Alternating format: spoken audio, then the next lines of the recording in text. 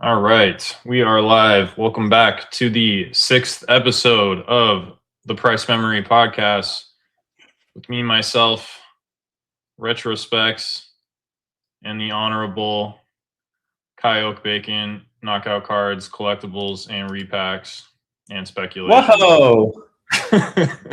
What's been going on with you? How's it going?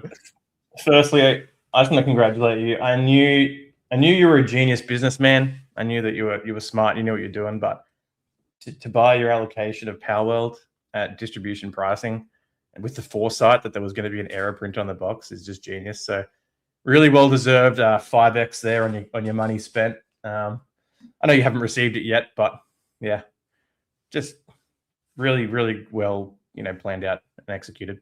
So congratulations. Yeah, appreciate that.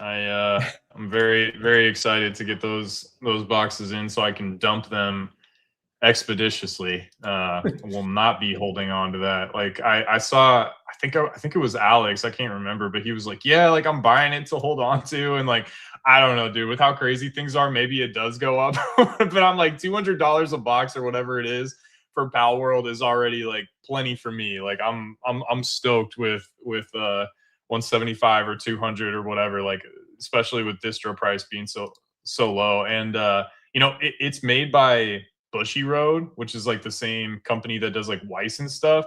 So like Yeah. I don't trust them like at all. Like I am sure like especially with how hype it is, like they're gonna see this and they are going to hammer the print button. Like they're just gonna turn around.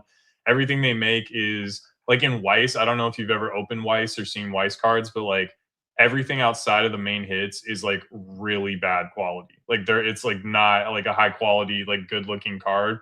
So I haven't seen the Power World stuff, but like I imagine it's the same. And them seeing that their boxes are 175, they're just going to turn around and dump as much as they can because they print to order. So which is surprising too. Like I think part of the reason it's run up so much is because people were just like, "Oh, I'm not ordering this," because it's print to order. Like I got my entire allocation. Like I don't get an entire allocation for anything because like I'm a smaller account, newer account. I got my entire what I asked for Power World, and a bunch of other people that like I've seen, like I think in like Eli's program and stuff, they got like everything that they asked for. So I think just like no one ordered it or something, you know. So what happened, for a bit of context, is they released these first wave boxes, and then people started noticing that they spelt Power World wrong on the box. On like, there's an error on the box, and so Bushy Road came out and said, "Hey, we've realized that this first wave print of booster boxes has this error. We're going to reprint them without the error and print as much as you want." So I think that's the only reason why the speculators are buying up these first print boxes. And you watch the next wave, the wave 2, be absolutely dirt cheap. It's gonna be close to worthless. Yeah, it's all stupid. That's another. It's all crazy. It's the topic for later, but it is all crazy. We've seen the same thing. Like, I think the most notorious ones, obviously, like the One Piece Blue Bottom. Like, it's got different cards in it, and so it's actually it's not just the box. Riftbound, the same thing. Like what Origins Wave 1, those first print waves, they're selling for like $7,000. They're selling for like $7,000 a case now, US on ProStein and stuff. People are auctioning these first wave cases. They were $2,000 a week ago, 2 weeks ago when we did that first pod. I was buying first wave cases for $2,000, and now ProStein is auctioning between 5 and 7. Who knows if it's real or not? They're putting up like 3 or 4 cases a day, but people love this extra layer of stupid scarcity or whatever, like manufactured rarity. It's all a bit silly, but it's how the market is at the moment. And with people kind of putting their money elsewhere outside of Pokemon, it's just pretty much flooding into anything. As you said, like with people are spending money for the sake of spending money because they're not wanting to spend on Pokemon, and it's just how it is.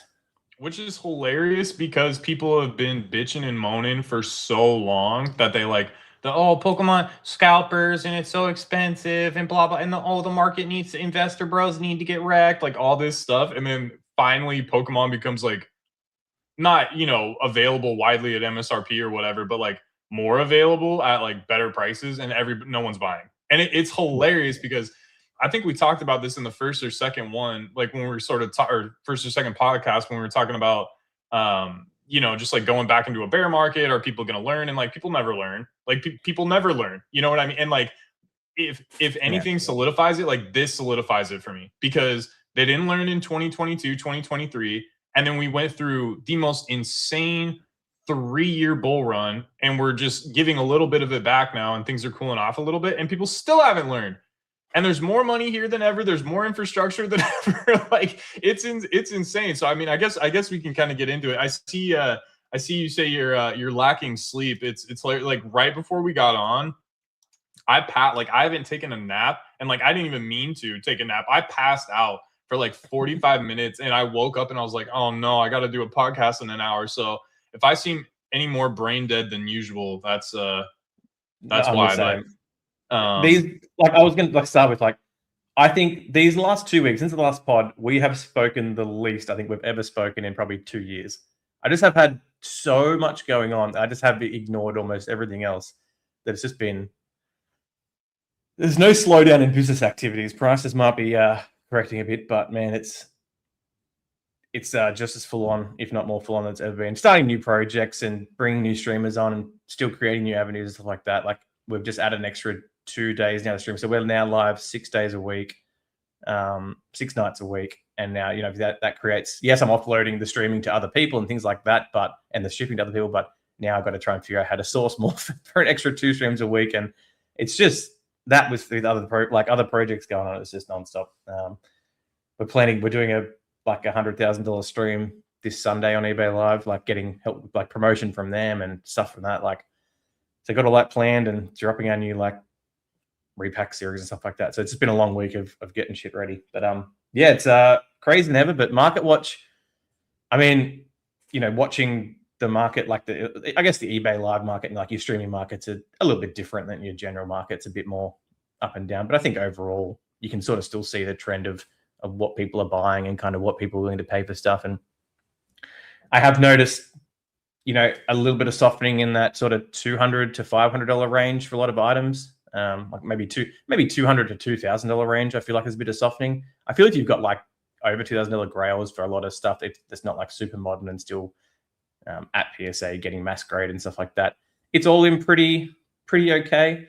Definitely seen some pretty big pullbacks in a lot of nice cards that I kind of hold in inventory, but also still seeing stuff go up. So for example, like the Armored Mewtwo, that raced up again from, this is all Australian, but it's all relative. Pre the last 12 months, that card got back down to, it went to 1,000, went back down to 500, went all the way up to 2,400 here. I sold a few copies up at 2,400, and now it's all the way back at sort of 1,400. So seeing these massive swings still. But then like stained glass birds, the last 3 days I've sold a stained glass bird at 10, and I put the price up, and that card is actually, you know, on an upward trajectory now. You know, it's what's Hidden Fates 2019. You know, it's a 7-year-old card now. It's always been one of the most popular cards. So there is definitely still things still trending up. A lot of stuff that had like a double or a tripling in the last couple of months is pulling back, but I'm still seeing pretty good strength in like the $1 to $50 range. I've seen no drop off in demand for a $20, $30 slab of like a Dragonite V full art or something like that. Like, that market is still just as in demand as ever. And a lot of it is, I know a lot of like regulars in my stream, they're literally in my stream buying inventory for their whatnot streams and stuff like that. So definitely haven't seen like a falling off at all in the lower end of that market. We are live. Welcome back to the really quick. Will you? Yeah. Start playing the podcast. Will you move your camera like down a little bit, because your name? Yeah, there you go. Your name was like right in the middle of your face. Yeah, I totally agree with you on like the cheaper stuff. Like, I run a lot of stuff through Fanatics, and like that stuff has just been super printy still.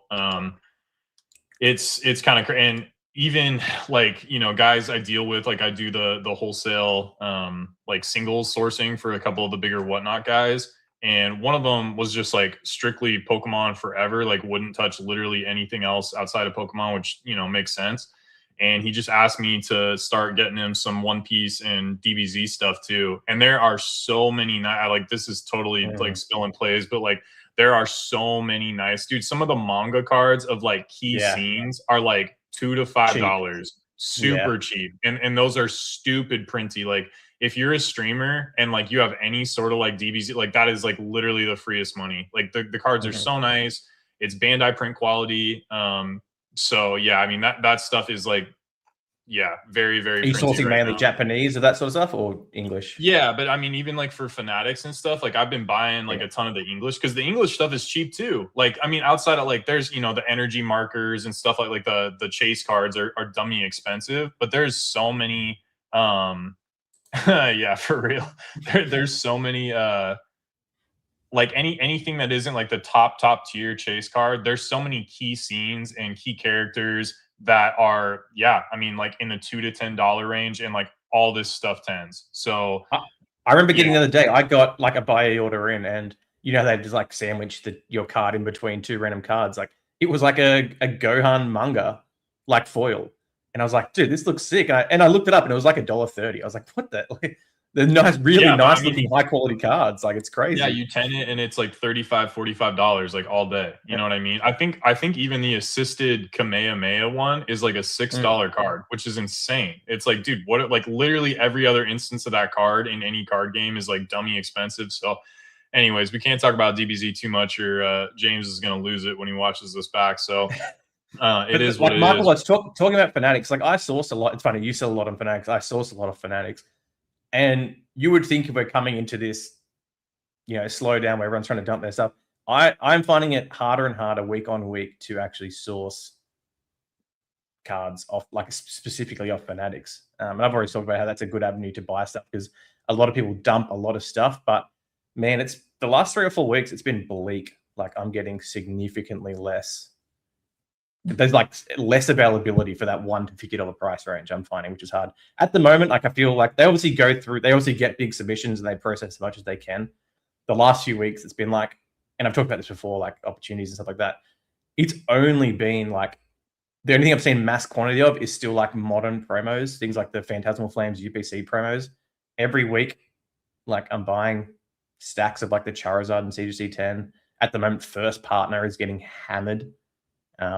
The packs are insanely cheap. The graded cards are insanely cheap. You can buy graded Gem 10s of a lot of the like the less popular ones on Fanatics for like $13 at the moment. Like you can get like Poplios and Tepigs for $13 in Gem 10, $15 in Gem 10.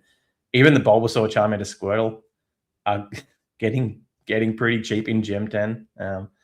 But then also when I'm reselling, I'm like, I was getting $1,000 for the Squirtle, Charmander, Bulbasaur set in Gem 10 or like Arc Pristine 10 maybe a month ago, but now that's dropped from 800 to 1,000 down to like 300 to 400, but still margin there, obviously, because the cost of goods is significantly dropped. But this is where I love to make opportunity of that 30th anniversary promos of starters, full arts in Gem 10 for under public grading cost. That's kind of Yeah, say less.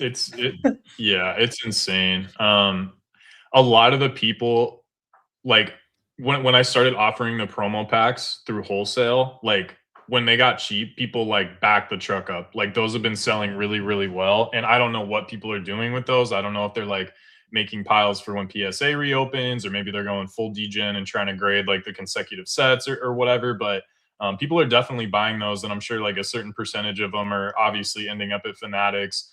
And yeah, I mean, it's just one of those things. I mean, we've talked about it a few times, but having the conviction to just be like, this is what it is. Right now is the most flooded with those cards it's ever going to be, and they're super available and they're super cheap until they're not, until people, like I remember when they first got announced, shout out to Jodo Jabroni, Jodo Jake. I know he's not making like a ton of content anymore, but like he made those That was good videos about content. Yeah. yeah, he made the videos about the art and stuff, and like people were hyped. Like people were so, oh my god, there's all these special things from the games and all these callbacks to the games and like all this stuff, and people were super stoked about it. And now like no one's talking about them, but like that's when you want to buy, because at some point Deep Pocket Monster or X YouTuber is going to show them again and talk about how cool they are, and everybody's going to realize like, oh yeah, like these are popular Pokemon, these are cool arts, blah blah blah, and then all of a sudden people are going to start to buy them again. They're going to gap up, they're going to double very quickly off the bottom. So yeah, I mean, I do think it's a good opportunity for sure. I'd probably be loading up on like the Kanto starters for sure. Yeah, But I'm going less heavy on the dusty ones. Like I'm buying the yeah, Kanto starters, the Totodile, Chikorita, Cyndaquil. and then just specifically Piplup. They're kind of the only ones, because I think Piplup's a pretty popular Pokemon. That's it. That's kind of the only ones I'm hitting. I'm kind of leaving the rest of them. But I'm picking Piplups. I just checked. Piplups up for like $16 in Gem 10. It's just, it's wild. And this is the absolute time that you need to, and it's not going to last. Like, yes, these might keep getting flooded. There might be tons in the queue. So I know Fanatics is a bit behind. They're really, only this week was the first week I saw the Totodile, Cyndaquil, Chikoritas on there. So that's obviously the gap. Series 2 came out, what, a month ago, 5 weeks ago? So there's obviously that lag time with getting them on the market. But I think the next couple of weeks is when you're really going to see that sort of stuff come. And this is what I've seen before. I said to you, I would have bought 200 McDonald's Pikachus, CGC 10 Gem Mint, because on Fanatics, it hit that point of 5 to 6 weeks after it came out where where every single person sent them to Fanatics, and you could buy Gem 10s for less than the pack price. And so I remember that. Just loaded it up, and I got a box back, and it was literally like 220 Gem 10 McDonald's Pikachus. And I've still got some, and as I said, paid like $31 each, and they're still like 70. It's crazy, and we see it all the time with those promos. And I think it's just a play like that everyone really should be doing. Finding, if you like the card raw and you plan to buy the card raw and grade it, why not pick up already graded copies for cheap? If you've got an avenue to, I've got an avenue to get rid of them. If you're just in the grading play, obviously don't bother. But I think people are like, when we look about kind of what happened with like slab prices specifically, I think people, not to sound like, super douchey or condescending or whatever, but like people are just sheep, like when we look at like how much money kind of came in really, really quickly, and everybody was like paying all these crazy prices and ran everything up like so quickly. And now like everything's cooling off. Like it's, all it takes is for like a shift in sentiment. Like nothing has to change about the products at all. It's literally just a change in sentiment. And I think a lot of it is people need the affirmation. Right now, you're in a time where like you're gonna think like, hey, this might be a good decision, this might be a good buy, whether it's like sealed product, singles, or a slab or whatever. And you're gonna like look to your left, look to your right, and you're looking for like your buddies or the people around you to tell you like, yeah, that's a great buy, like I'm doing that too. But like you're not getting that right now. Like you're not gonna get that. Everybody is scared and everybody is like unsure. And like you said, like this is the time when you like create opportunity. But for 99% of people in the market, like they're not going to create that opportunity for themselves because they're scared, because they're not getting that affirmation. And whether it's Discord or YouTube or Reddit or wherever it is that people are looking for that, like they're not going to get it. As soon as people start getting that, then the market is going to shift really aggressively. And that's when you see things like gap up and go crazy and stuff like that. But by the time that happens, like you're already too late. And a good percentage of the opportunity has already sort of like been squeezed out by the people that didn't need the affirmation. So that's kind of what I'm like seeing right now. Like I look at a lot of stuff and I'm like, that's too cheap. That's too cheap. That's too cheap. Especially with like, PSA, the backlog just grew again, I guess. Like I got that update in my email and like the backlog just grew again. And like they're still getting inundated with cards. They're still stuck at $80. There's still a lot of stuff that's like really good, but just doesn't make sense to grade at $80. And yeah, I just like, I think there is so much, but you're going to have to be okay with waiting. Like it's not going to be an instant turnover. It's not going to be an instant double up. And I think people just got really used to buying something. And by the time it gets to them, it's up 10, 20, 30%. And then if they wait another week or two and they pick the right item, like they've doubled their money. And I think that that's unhealthy, but I think that it trains people's brains to have unrealistic expectations. And I think what's happening now is painful, but like it is healthy, right? And it's not just healthy for like newer people, like it's healthy for me, right? It's healthy for experience, because I can't call the top. I'm not trying to call the top. And like we probably like maybe we were at a local top or whatever, but like who knows? Like by the holidays or whatever, like we'll see what happens. But it's healthy for me to see, because I was just thinking same sort of thing. Like every day, like when is this going to stop? Like this just seems infinite. This just seems like it's going to go on forever. So it's healthy for me to like see a correction. Like I felt like it was going to happen, and we would joke about like, oh, like a bear market, what are we going to buy for like the longest time? But it just never came.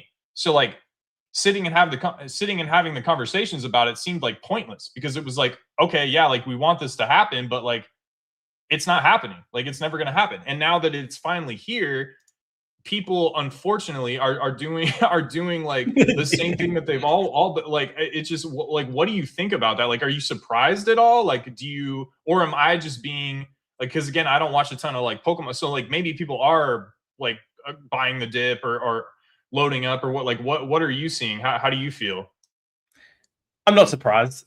I think it's just as I've said, like a reel popped up about when we talk about the optimization stuff. Like it is just emotion driven, and you can't, unless you've got enough experience to like put the emotional part of it aside. Like I'm not surprised by how people are reacting. Like just the amount of like Facebook posts I'm seeing now of like people just like trying to get out of everything they have. Like, oh, I really need to sell my collection for this, and you see it's a pitch black ETB, a Chaos Rising ETB, a first partner box, and then a raw Trikachu. And it's like I've got to sell my whole collection. Like I think that's kind of a lot. Well, obviously, like with this big boom, like a lot of that boom is new people coming in, and so it's not surprising that this is their first rodeo. All their products are comprising of stuff from the last 12 to 18 months.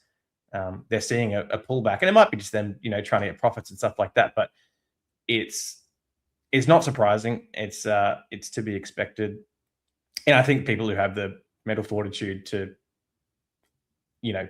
understand what's going on and capitalize where there's opportunities, stuff like that, are going to be the ones that obviously come out better at the end of it. Don't know if that's going to be 3 months from now when 30th is out, or if it's going to be 3 years from now after a prolonged. You never know, but yeah, it's not surprising to me, and it really is the inexperienced people who it really affects the most, I think. If, Hey, if PK, you we had go, to man. put like a if you had to put like a percentage, like what do you think the chances are that it is within, like, that things do rebound on more of like a short time or a short term time frame versus, like you said, maybe like it takes like 2 years 3 years and like an entire like cycle? Like what are you leaning more towards happening? Like right now, I believe that we got exactly what we not assumed, but like what everyone said that would take for the market to slow down was multiple lackluster sets in a row that people aren't putting additional, speculation funds into or ripping more of it. Like I ripped a lot more and just for fun, like as someone who enjoys the space, like I ripped a lot of these other sets for the last couple of years because they were genuinely more enjoyable. But I ripped maybe 10 packs. I ripped like 30 packs of Phantasmal, and then it kind of slowed down again. I didn't really rip any pitch black, and maybe like 2 packs or something like that. But it's just multiple lackluster sets in a row, kind of stagnating the flow of money into the modern sets, which causes that drawdown in the modern sets, which then creates this idea that the entire market is dropping back. But I do think a lot of it is people putting money aside for the 30th, which we said before. And you're seeing a lot of that excess money at the moment spill into other things like Riftbound and One Piece and Power World and Lorcana and people going all these other things. And I think I think there'll be a bit of a reversal come the 30th, especially if 30th product starts getting hammered and actually starts becoming really available and gets a bit lower. It really depends. Again, then if you come into 30th and people spend a lot of, I think you're going to see initial really high prices for 30th. But if they do what they did 30th for celebrations and print it for 18 months, 2 years, and really, really get that product available, you're going to see the exact same thing again. You're going to see the market's talking about how much you're already seeing it. This whole week, my bloody feed's been like, I'm not clicking on anything, but the whole feed is just, 30th printed to the ground, down arrow. Like they've printed infinite of it. And no one has any idea.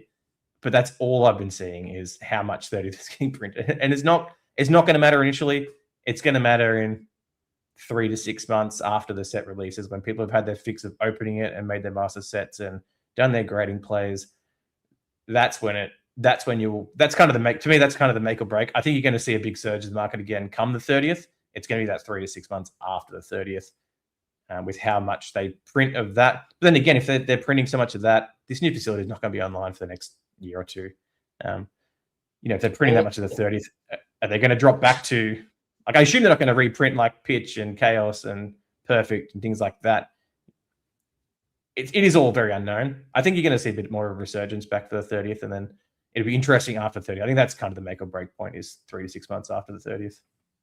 Well, it's funny because to your point about like people have no idea, like it is goofy to being like, oh, they printed it to the ground, because like you're getting secondhand information from somebody that's getting secondhand information. Like, oh, my allocation from distro was higher than this like last set or whatever. And like I have been like hammering the table for like the past couple of years saying that like Pokemon was not prepared for the 25th anniversary. And because so much money came in, because so many new fans came in, and because of like the logistical issues and all the stuff that happened like during, COVID and stuff like that, like they were not prepared for the 25th, but that the 30th was going to be crazy. Like I said that on podcast with Josh, I said that on my own like I was saying that because I was like, they are going to service fans. Like now that they know that there's people that are interested here, like they're going to put money behind this. Like they're going to make this really good.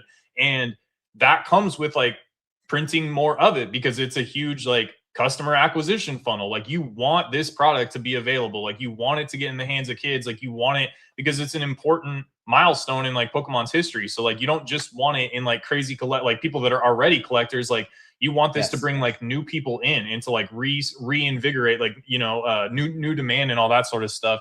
But it is goofy that people are saying like, oh yeah, like it's overprinted. But then I saw the thing too about like the potential, like the other rarity whatever of the Mew or whatever, and it's like people are like, oh, it's 1 out of 10,000. It's like, based on what?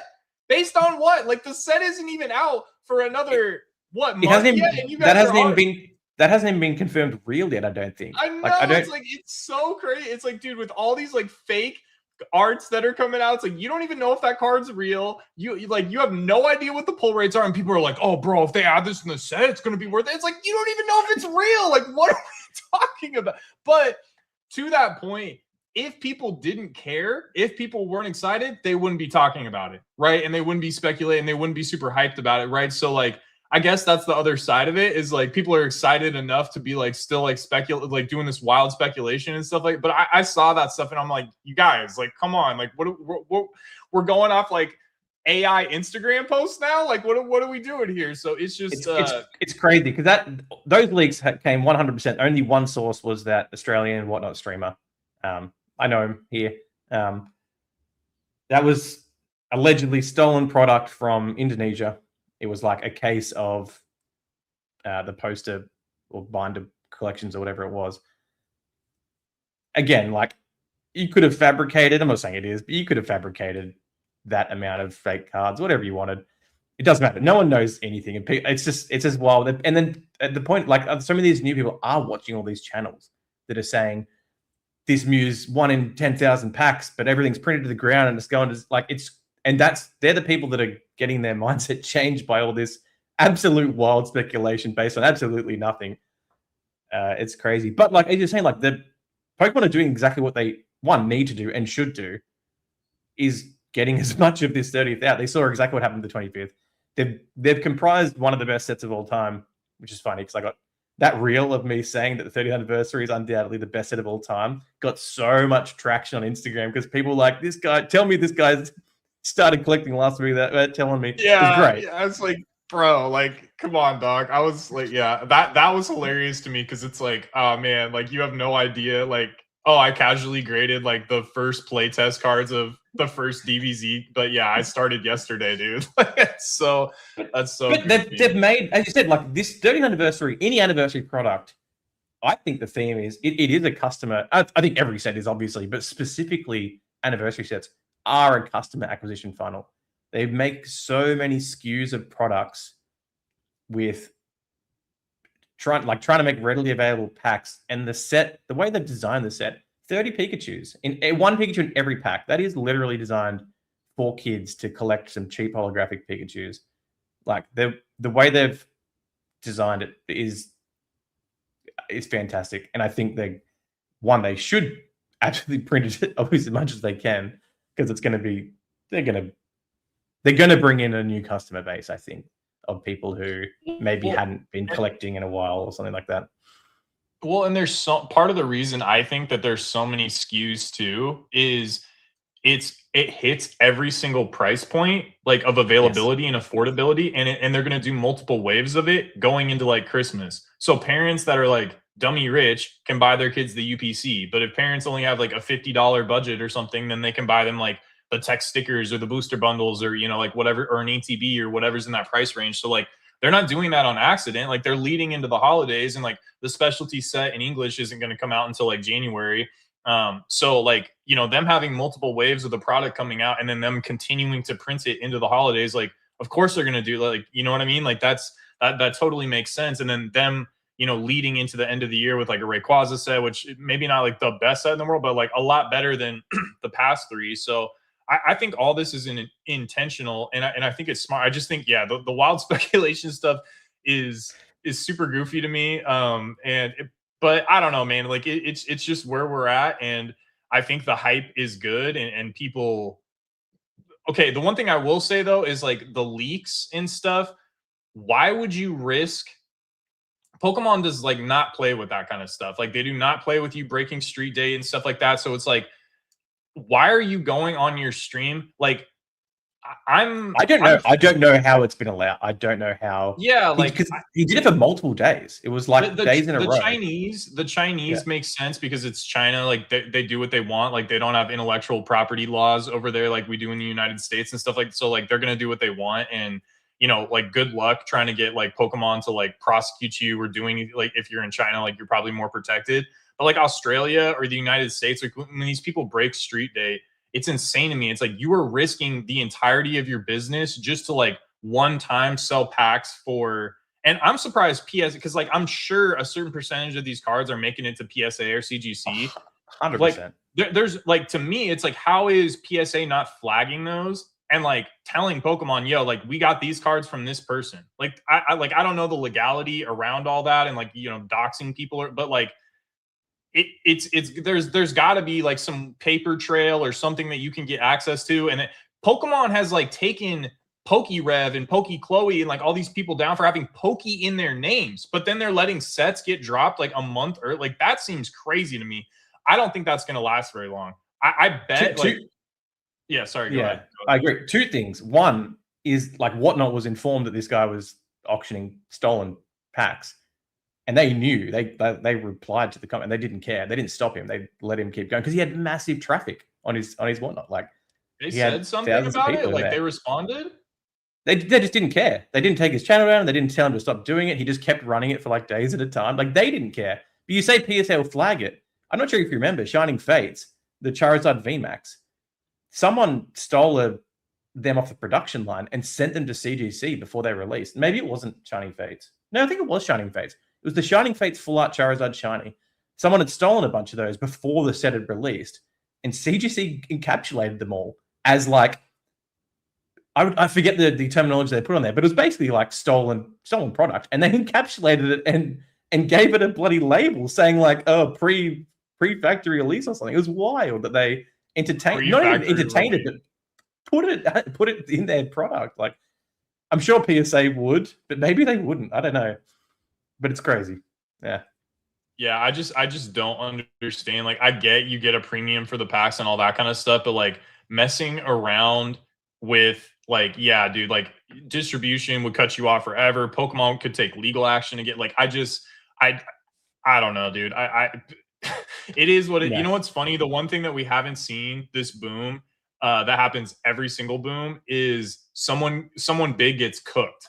Like remember like the company during like 2021 during the pandemic, that company that was not a consignment company but a middleman grader. Middleman. And they sent, yeah, and then remember Mark's they couldn't cards, afford to pay the grading fee. Yeah, Mark's cards. And then there was something else that happened with like another company, and like we haven't seen one of those yet for this boom. And I know that there are people that are doing stuff they're not supposed to, that are operating on like leverage crazy, that I just like, I feel like that's the one mark of this boom that we haven't seen. Like that's the one thing on the bingo card we haven't hit yet, is somebody getting busted for doing something that they're not supposed to. And maybe it's this leak stuff.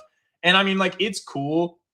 Like it provides hype, especially like with the Japanese stuff coming out. Like when the Rayquaza gets leaked like a day or two before I put pre-orders up. Like, it's cool because people like know what the Rayquaza is going to look like. They get hyped off of it. Sales are good, but sales probably would have been just as good without the Rayquaza leak. You know what I mean? So like, yeah, I don't know how to feel about it, but I just feel like if anything's going to happen, it's going to be this, because I don't know. I can't see Pokemon continuing to let this happen. And like the ETB booklets getting photographed and stuff like that. But the other side of it too is like Pokemon owns, and maybe they're doing this intentionally, but it's like now they own the distribution company. Now they own the printing company. They own like all these different steps of the supply chain, but like leaking has only got worse. So I guess like either A, because they're getting so big, it's hard for them to like control it the way that they used to, because it's like, how do you realistically like keep tabs on that many employees?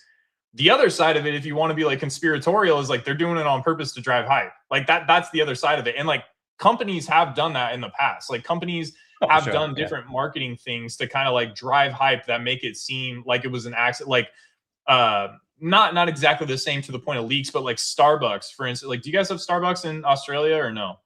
I think so. Okay. Yeah. You know what it is though, right? Like a coffee. Okay. So one of the things that like Starbucks does is they write like your name on the cup. So like you say like, oh, like a latte for Kai, and they write Kai on the cup so that when you get your cup, it's like Kai with like a, thumbs up or a smiley face or whatever. And they were like intentionally misspelling people's names, because people would say, hey, my name got misspelled, take a picture of it and put it on Instagram. And it was driving all this hype and like creating this viral thing. And people were going in to see if they would like get their name misspelled if they ordered a coffee, right? So like companies do stuff like, but Pokemon is Japanese, and like this does not square to me with like Japanese culture is very like honorable, respectful, all that. So like this doesn't seem like the kind of thing that they would want happening. But yeah, I don't know. Anyways, any other kind of stuff you want to talk about on Market Watch before we get into some of the other topics? I don't think so. I think everything we've seen is kind of what we predicted, and yeah, I see a bit of a reversal come into the 30th, but we'll see. All right, so to the title of the podcast, like we were talking about it the other day, and I say this like all the time to Lacey and stuff like that, and she's not, she didn't grow up with Pokemon. She's not like super into collectibles. She definitely keeps me grounded. Anytime I think I might want to start collecting, she's like, for what? Like what? And I'm like, yeah, you're right. Like who cares? But like this is all so dumb. Like all this is dumb. Like it is like, if you step outside of this world, and most people that are in it, especially if you're watching this podcast or have been following us for like the past 5 or 6 years, if you're this deep in it, chances are like you have not taken a real step back or disconnected yourself from the world of cards and collectibles for a long time. But if you do, and you get that moment of clarity, you realize this is all so dumb. It's insane. Like the amount of money that consistently goes into this stuff, and like that people are pouring like $10,000 slab here, 20,000, 50,000, 100,000. And you're like, dude, you're talking about cars. You're talking about houses. Like you're talking. And look, like I get it. I think this stuff is cool. I'm a seasoned dust lord. I love digging for crazy rare stuff and trying to get it in as high grade as possible. And like, I'm interested in the releases and the art. Like I get it. But this is all so dumb. Like it is just insane. Like this is consumerism, capitalism, just with like the Bane Batman steroid virus just pumped into it. And it's not, and like I don't think it's going away. Like, the title is clickbait for sure, but like I don't think this is going anywhere. I think we're just getting started, especially with the pop culture stuff. But it still seems so insane. And I grew up poor. I grew up with a single mom. No one in my family is really like a collector, so like I didn't really have anybody around me that sort of was super into collecting, whether it was coins or cards or whatever. I had cards as a kid. I enjoyed it. My friends and I like all collected Pokemon. We all played Yu-Gi-Oh! Like I get it, but like at the same time, like what the fuck? You know what I mean? Like this is so, like it's, yeah. I mean, I don't really know how else to kind of like introduce this topic. Like what do you think? What do you think? I think it's all really dumb, but I think the main thing that's changed is I've always been a collector of stuff. I mean, like people always say collecting is like something you inherit, like it's part of you. Like my dad always, like, he collected cars and classic cars and antiques and stuff like that. I think a lot of the difference now is, yes, people are like collecting, but I think like back when I used to collect video games or like consoles or things like that that I just genuinely enjoyed, I don't think that I and like Tarzos. I've still got like boxes of Tarzos and just random magazine and just stuff that I liked it.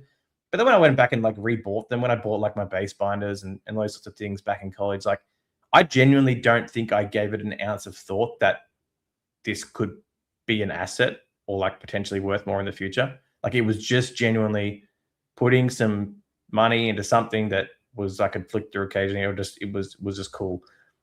I think obviously the main thing that's changed now is like this is all just so wildly driven, especially for this generation. I feel like a generation growing up in like I say some of the worst financial times. It's really not. It's obviously that's to each their own, but like in terms of like younger people affording houses, like the average younger person affording like a house or a car or going to like a life. So much more of that kind of would have been house money, I guess, is just getting put into these as ways to try and generate wealth or build wealth or keep wealth without getting destroyed by like the traditional market and inflation and things like that, which I think just exacerbates the dumbness.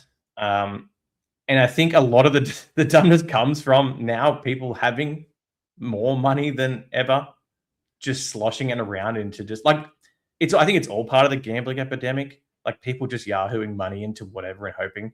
Like that is what makes everything so dumb, and I think what props up a lot of the dumbness. But again, I don't. It is stupid, but I'm sure this has happened in markets forever since the beginning of time. Like we might just not be aware of niche markets that have always done this. Like, I mean, I would say that a lot of the crypto markets and NFT markets are inherently way more dumber and have acted more dumb in the last 10, 15 years than this. I think it's always been the same, like classic vintage cars going from $500 sitting in a scrap heap to $200,000. Like it's no different. It's just a different. People might think it's more dumb because you can drive a car. You can't drive a car or whatever. It's maybe it seems more stupid because it's literally a piece of cardboard with manufactured rarity or whatever. But yeah, it's hard to. Yeah, it's hard to rationalize. But was it difficult for you because like you didn't grow up really like with money either, right? no.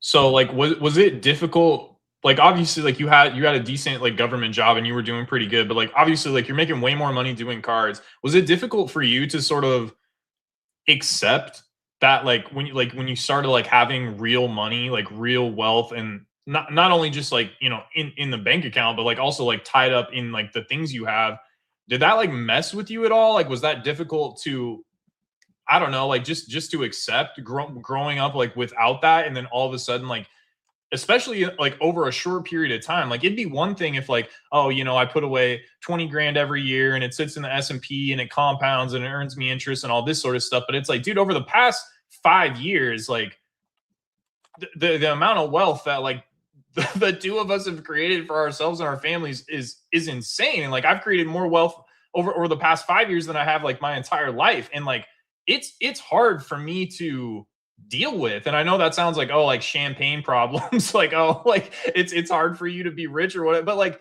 it mentally messes with me, And like when I start thinking about like what like just like what bills are for people and stuff like that,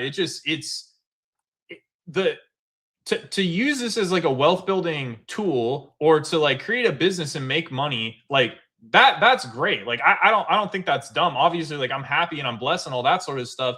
What seems insane to me is like the people on the other end of this are the consumers. And I'm like, who the hell are the consumers? Like that is what is crazy to me. And it's like the fact that there is so much demand on the consumption side, on the end user side, that we can even do this at this level, like that consistently messes with me. So like sorry for the sorry for the rant, but like was it difficult for you to accept this, or you just kind of like it is what it is? I know you're like more laid back than I am, but It Yeah, is like what do you weird. Like it doesn't. The money.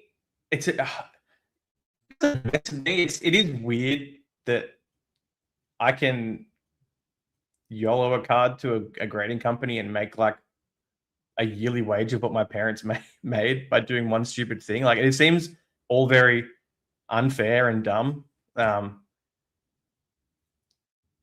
Yeah, it's scary. Like doing this in a space like this is, I find it scary that like how am I doing this? It doesn't make sense and it shouldn't make sense, but it does, and like you just keep writing it until it doesn't. But as you said, like how the demand, the consumer demand it's obviously there. None of us would be able to do this if the demand wasn't there. How much of the demand is being actually propped up by other businesses rather than the consumer is, the question. A lot of, I would say 50% of the people who buy from me are just other businesses, then going on to resell, and half might be collectors. Like I definitely know there's a lot of collectors just buying for their collection. And they'll sit there and buy multiple of something they like or triples or whatever it is. But the other half is businesses. Yeah, it's hard to put into words. Like it shouldn't be the way it is. It obviously is the way it is. But hold on, like think about this. Like to your point about you're selling to a lot of businesses, and you said people are coming to your stream. They're coming to your stream to buy for their stream. So you're already making money selling to them, and then they're able to turn around and sell it and still make money. You know what I'm saying? So like even if you're just selling to businesses, it's still going to an end consumer somewhere. I didn't mean to cut you off, but like no, you're right. And that's all like one big cycle, and then that end consumer might be just going to a show and selling it to another streamer for 5% above what they paid. Like it's that big. It's all part of the ecosystem, but what part of that ecosystem has to fall apart for the entire thing to unravel? That's the scary part to me. As someone who's got like the majority of their wealth in this business now, in this space, that I think is stupid and doesn't make sense. Like that's the part that kind of weighs on me. It doesn't, like, I don't sit there thinking about that as much, like at all really, but that's the part that is always kind of like, is it I don't know. Money, again, like Paul said, money's never my bank account. And you said, like, I don't have any money in the bank. I've got like 5 figures of cash saved up. I don't like have an emergency fund or anything like that, because I know like the business can generate some money. Yeah, because you're buying $40,000 Mario 64s every week.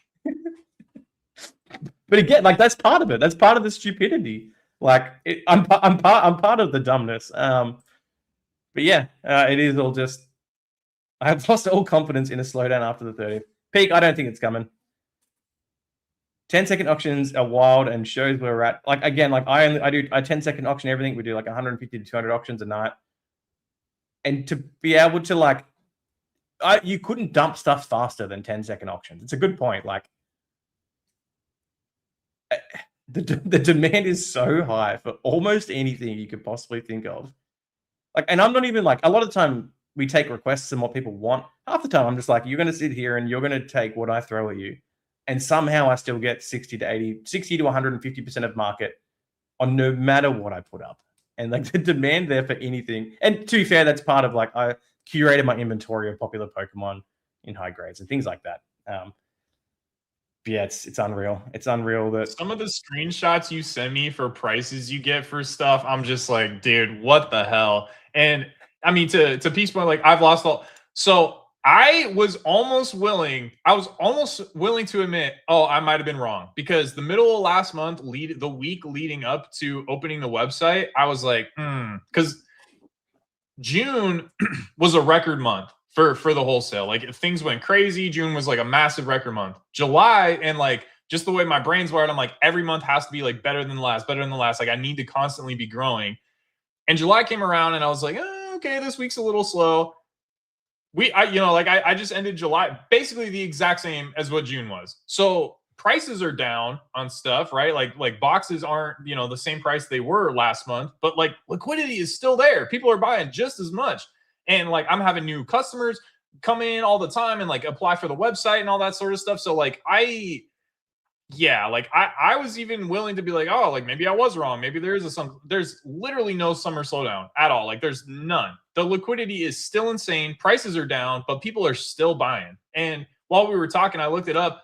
Over 1,000 boxes, and like I'm just looking on eBay. I haven't even looked at TCG Player, but over like 1,000 boxes of Pow World have sold in the past few days. Like that's almost like 200 grand. And like some of these listings are for cases and stuff, so you have to factor that in too. But it's just, yeah, man, it's just wild. I'm maybe like I'm holding too much cash right now because we're trying to buy another house, and the closer it gets to winter and we don't find a house, I'm just like I get mad at my and like days like today, like I'm still been investing in stocks, but dude, the market ripped today. Like everything went crazy. Google went crazy. Robinhood went crazy. Amazon went crazy. Like everything went nuts today. The market was up so aggressively, and I'm just like, dude, I'm like, I could have more of this cash, like invest in the market. I should be buying more Pokemon right now because like everything's down. And I think but yeah, it just, it's so hard for me to wrap my head around. And like, I am still so like incredibly bullish, but I'm just like, to the title of the podcast, it's like, you don't know like when you're in a bubble, right? Like, like that's why like bubbles happen, because like people think like, oh, this can never stop and all that sort of. And I don't think that we are in a bubble. Like I genuinely don't, but that's also the kind of stuff people say when they're in a bubble, right? I was thinking about it and I'm just like, if this is, because I cannot think of a single, like I listen to all these like go hedge fund advisor or go hedge fund managers and like all these insane investors and their stories and their annualized returns, like Peter Lynch running the Magellan Fund and all this stuff. And I'm like, dude, these guys were goats. Like they picked all the best companies. They had the conviction, like they crushed it. And they've been outcompeted. Like these are the smartest investors in history, and they've been outcompeted by collectibles, by pop culture collectibles. And if this was such, and I get that like the market is more crazy now than it's ever been, but if this is and has been the most in like quickest way to create wealth, why was this such like a secret for so long? Like why are people just coming around to it in COVID that like, hey, if you put your money in collect, and it's funny because you talk to guys that have been here, you talk to guys that are into coins, or you talk to guys that have been sports cards dealers for 20 years. These guys are millionaires.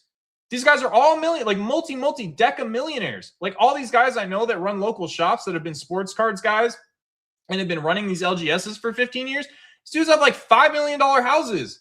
These guys are balling. Like they knew it made money. And this was back when like you buy Pokemon for 80 from distro and be lucky to sell it for 100. But like collectibles in general, like have always just kind of like gone up and to the right. And so it's crazy to me that it's taken so long for people to just kind of like realize that, I guess. And yeah, it's like how did this stay hidden for so long if this is such an insane wealth building tool? You know what I mean? And like, is it going to continue to be that moving forward? Like, yeah, I don't, and maybe it just speaks to human psychology, because what we are doing, like what you're doing with like picking video games, like what I've been doing with like production art or some of this other, like what we've been doing for the past 6 years, and even before we got into these more niche categories, both between like the two of us, like we've graded a lot of like pop ones and stuff that like no one's ever graded before.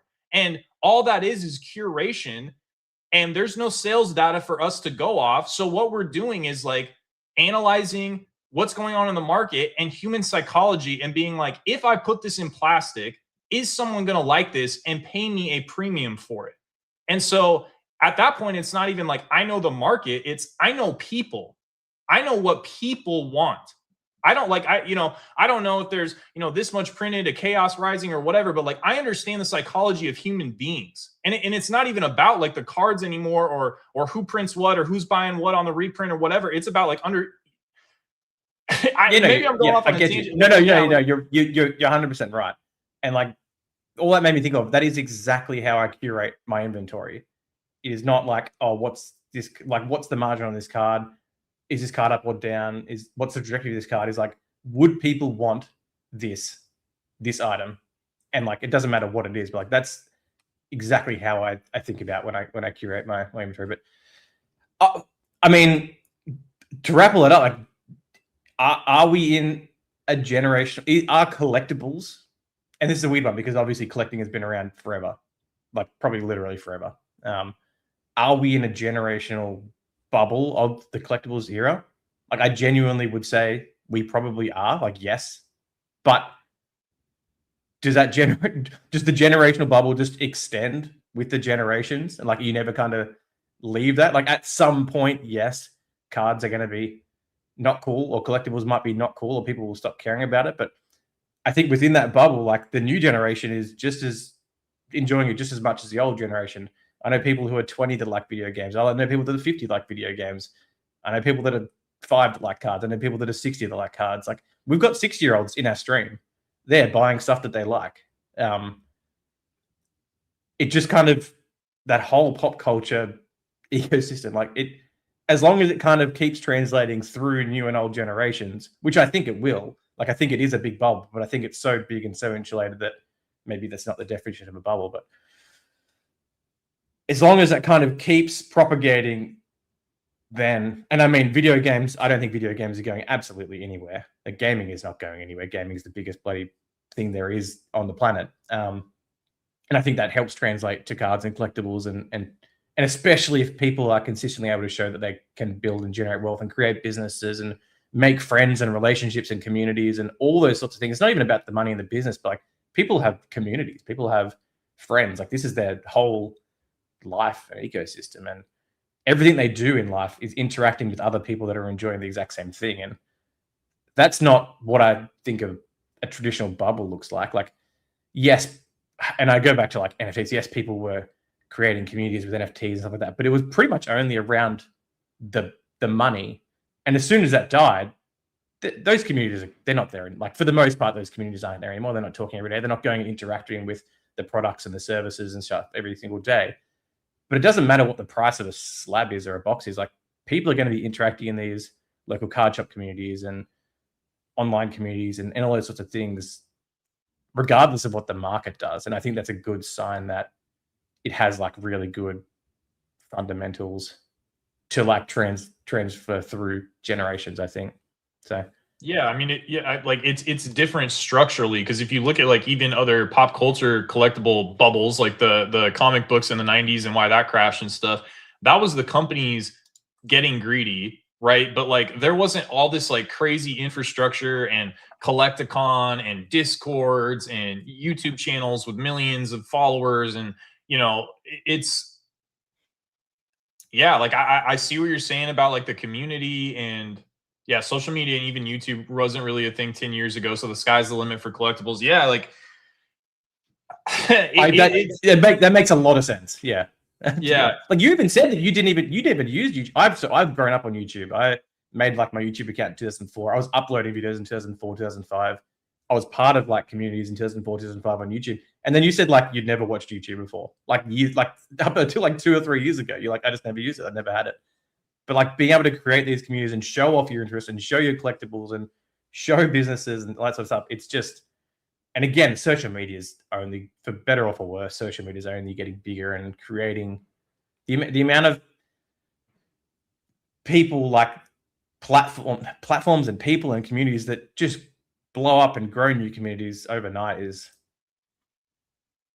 crazy. Like, so, well, I'm sorry to cut you off, but it's, yeah. No, I agree with you. It's just it's hard to accept, and like I'm grateful to be doing this, and I'm happy to be doing this, and I think 3 years from now, 5, like when I get really burned out, I'm like, screw it, as soon as this, like, I'm selling or whatever. But I want to build something real for I don't, and like I remember sitting in Hawaii and thinking, like, back then, like, oh, like this could be a 15 to 20 million dollar business, and thinking like, oh, like that's so far away, and getting there. And now I'm thinking like, even and when you see people do it, like when I saw James hit 50, I was like, whoa, like 50 seems so far away.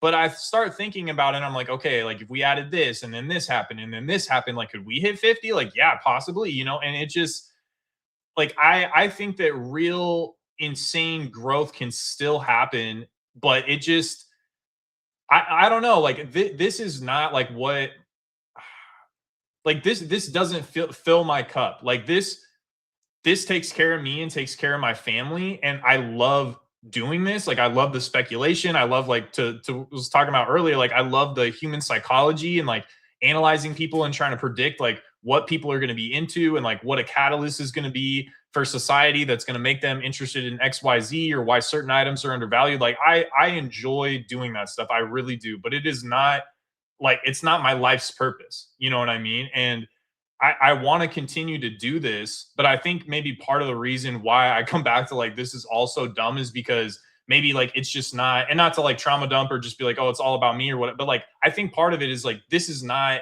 everything to me, you know, and I have to remember that like this is everything to a lot of people, you know, like this is like their community, like their number one, you know, source of enjoyment with or social interaction or whatever. And because maybe I'm not the end consumer for a lot of these items, I just don't have a lot of that perspective. Same thing with like playability, like all these new games coming out. I'm like, it's hard enough for Mason to get stuff to host Pokemon, you know, play nights and maybe Magic and stuff like that. It's like, how is he supposed to provide a space for people to play and all this stuff to give and prize support for for Gundam and Lorcana and you know all this other stuff? Like that seems insane to me, you know. And so like maybe I'm so disconnected from like the day-to-day like infrastructure and stuff like that, and I haven't been to a Collecticon in a long time. And I mean you're streaming every night, so like you're 6 nights a week, so like you're, you know, interacting with people on a more like direct level, you know, maybe that's part of it too. But like, what about you? Like, do you, I know you're a little like tired and burnt out right now, but like, do you see yourself, if things continue the way that, I mean, like both of us are at a point to where like we could sell everything, walk away and never have to do anything ever again. And that like, that's amazing. But like, do you see yourself here in 5 years, in 10 years? Like, do you see yourself like passing your business off down to your kids if like that's something that they're interested in? Or do you have a point to where you're just going to be like, I'm done, like I've made enough, I'm happy with my life, I want to enjoy my life, like I'm walking away? Like where are you at with it, you know? The exact same thing. Like a year ago, if you had told me, like literally a year ago, that our business could do $1 million in revenue in a year, like I would have gone, I don't see the path forward to that. But then the opportunity popped up, and you know, we started streaming, and now it's like, okay, cool, we'll probably do 2 or 3 this year, and then new ideas pop up. It's like, oh, if I did that, that's probably another 5 or 10 a year. Like it's crazy. Like it sounds ridiculous to just throw those numbers out willy nilly, but that's the reality like that we live in. That it's such a big ecosystem that you can make these enormous businesses. Like, and people are doing, new people in the space, and new like 18-year-olds, 20-year-olds are doing like tens of millions of dollars a year, and like and profiting like millions of dollars a year. There's just so much in the space. But like I am just putting everything in that I have at the moment, and I am burnt out, and I'm getting a bit over it. But this is what I chose to do. Like I'm not going to sort of bail on it. I need to try and again regulate like balance, which I keep saying and not doing.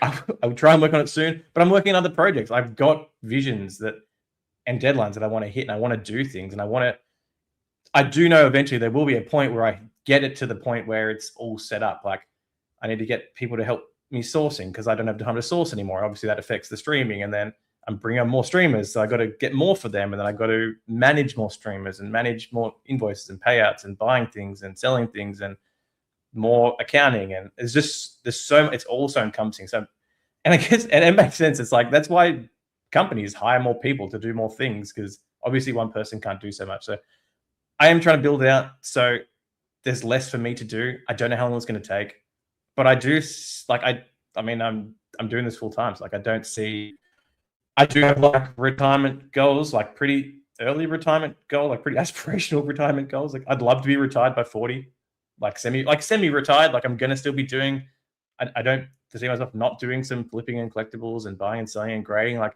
if I could just go back to, you know, spending an hour or two a day buying cards to grade and, you know, making not passive, but, you know, doing those sorts of plays that are less stressful than running a bloody multi-million-dollar company type thing, that would be ideally like where I'd get to. I've got a goal for that, and I can see the path forward, and it's just executing on it basically. So I do want to create a company that can be sort of self-sustaining as much as it can be, even if someone else is running it or other people are doing it. And the people, doing it are taking more of the profits, which is what's happening at the moment. Like a lot of my profits are going to a lot of these staff that I'm hiring and things like that.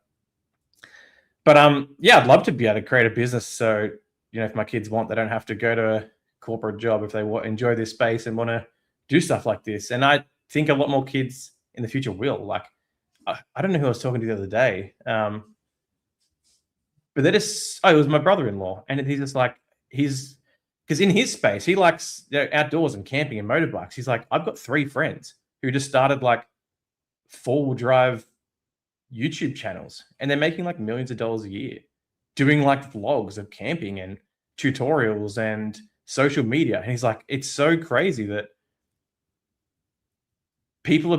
jobs are different. I think jobs are so different now than they were 10 years ago. I think social media and all these sorts of platforms have just completely like deconstructed what like the normal like stereotypical job would be. And there's just so many spaces that you can create businesses and wealth and entrepreneurship and stuff like that. Like he was just talking because he didn't understand like the scale. He knew I was doing cards full time. When I kind of told him the scale, he was just like, it's just wild that he's seeing all people in every different space that there's people being able to do crazy things. It's wild. But no, I would love to create a business that's sort of,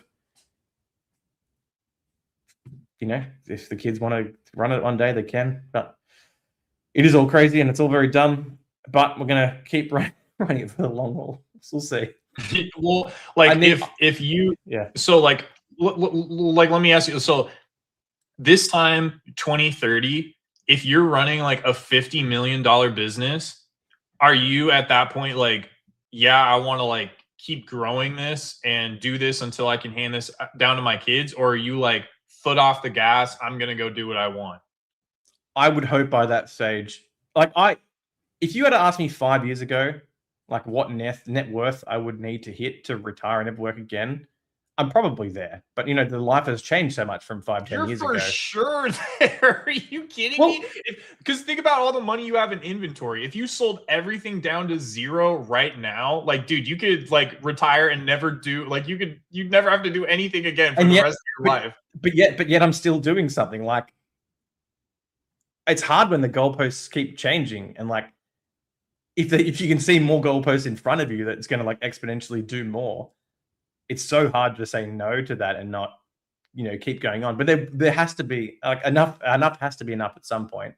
But it's more just like I would rather continue exploring opportunities and not like have regrets about not trying something. I think more than anything else. Like I don't want to be working in 10 years. Like I want to, when my kids are like at that age where they're kind of a bit older and we can do like go traveling or do more things, and they're at school, like when we can do more adult things with them, like that's when I want to have a bit more time to be able to do that sort of stuff. So I have goals of when I want to really have the foot off the brake, but at the moment it's not, kids are at school or kids are, at home. Well, both me and Casey are at home.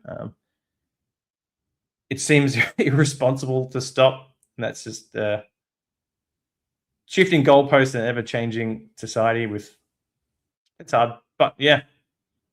What about yourself? Because you're already like, I would love to be like kind of,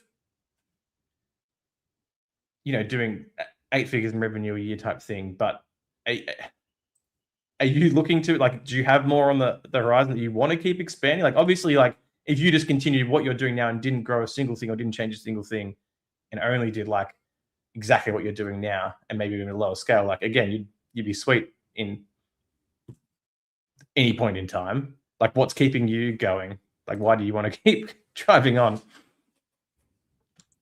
Dude, honestly, like a lot of it is just like growing up poor, I guess. And like, and that's not to say like I had, I'm sure people out there have had vastly worse experiences than I have, but like, I just don't ever want to go back there is part of it. And I also just like, I'm always thinking about business, dude. Like I'm always thinking about, just like how to grow, how to expand different opportunities. Like my favorite thing in the world is scheming. Like part of what sucks about this is it's so isolating. Like this business is so isolating, and like the community is cool. Like you know, you can talk to, like, I'm going to Rusty's, and so I'll see like Thrifty and Ray and some other people, and I'm sure like we'll have good conversations and stuff. But like the business itself, or at least like the way I have it set up, is like so isolating. And I'm lucky enough, I guess we're both lucky enough, that like we get to work with our significant others, which is great. But like my favorite thing is scheming with other people. Like when we've talked about things before, it's like,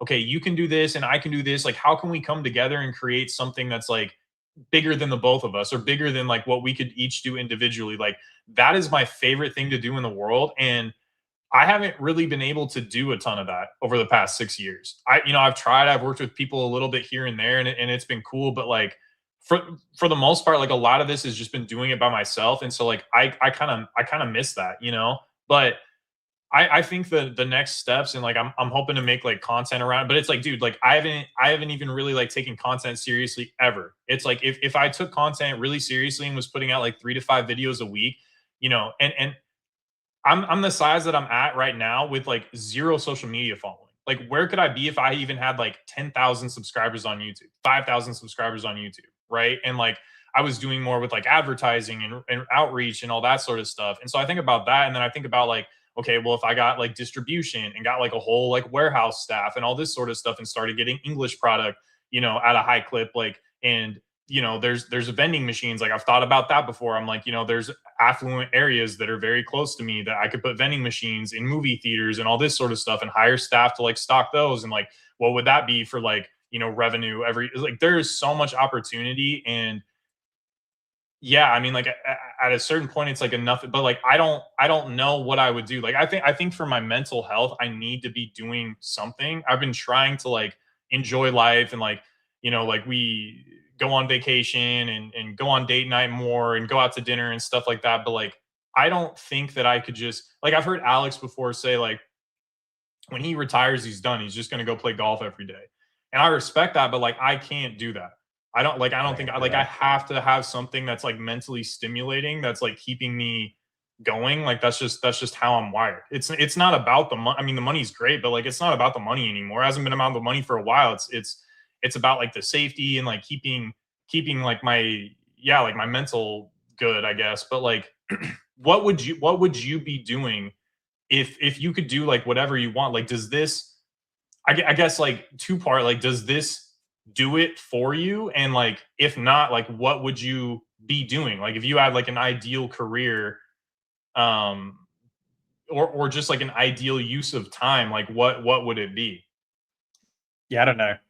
Like, obviously, I loved my old job until I found a new opportunity of something else I could do, and then I didn't, type thing. Like, I don't know. I've never really had like a career. I've never had like career aspirations. If that's like, might be sound a bit sad or anything like that. Like, I've never had the desire to make my way up the. I could have like gotten a manager job where I was and moved up the ranks and became a, top, moved out of the engineering and become like a manager of the engineers. I had no aspirations to ever do that. Um,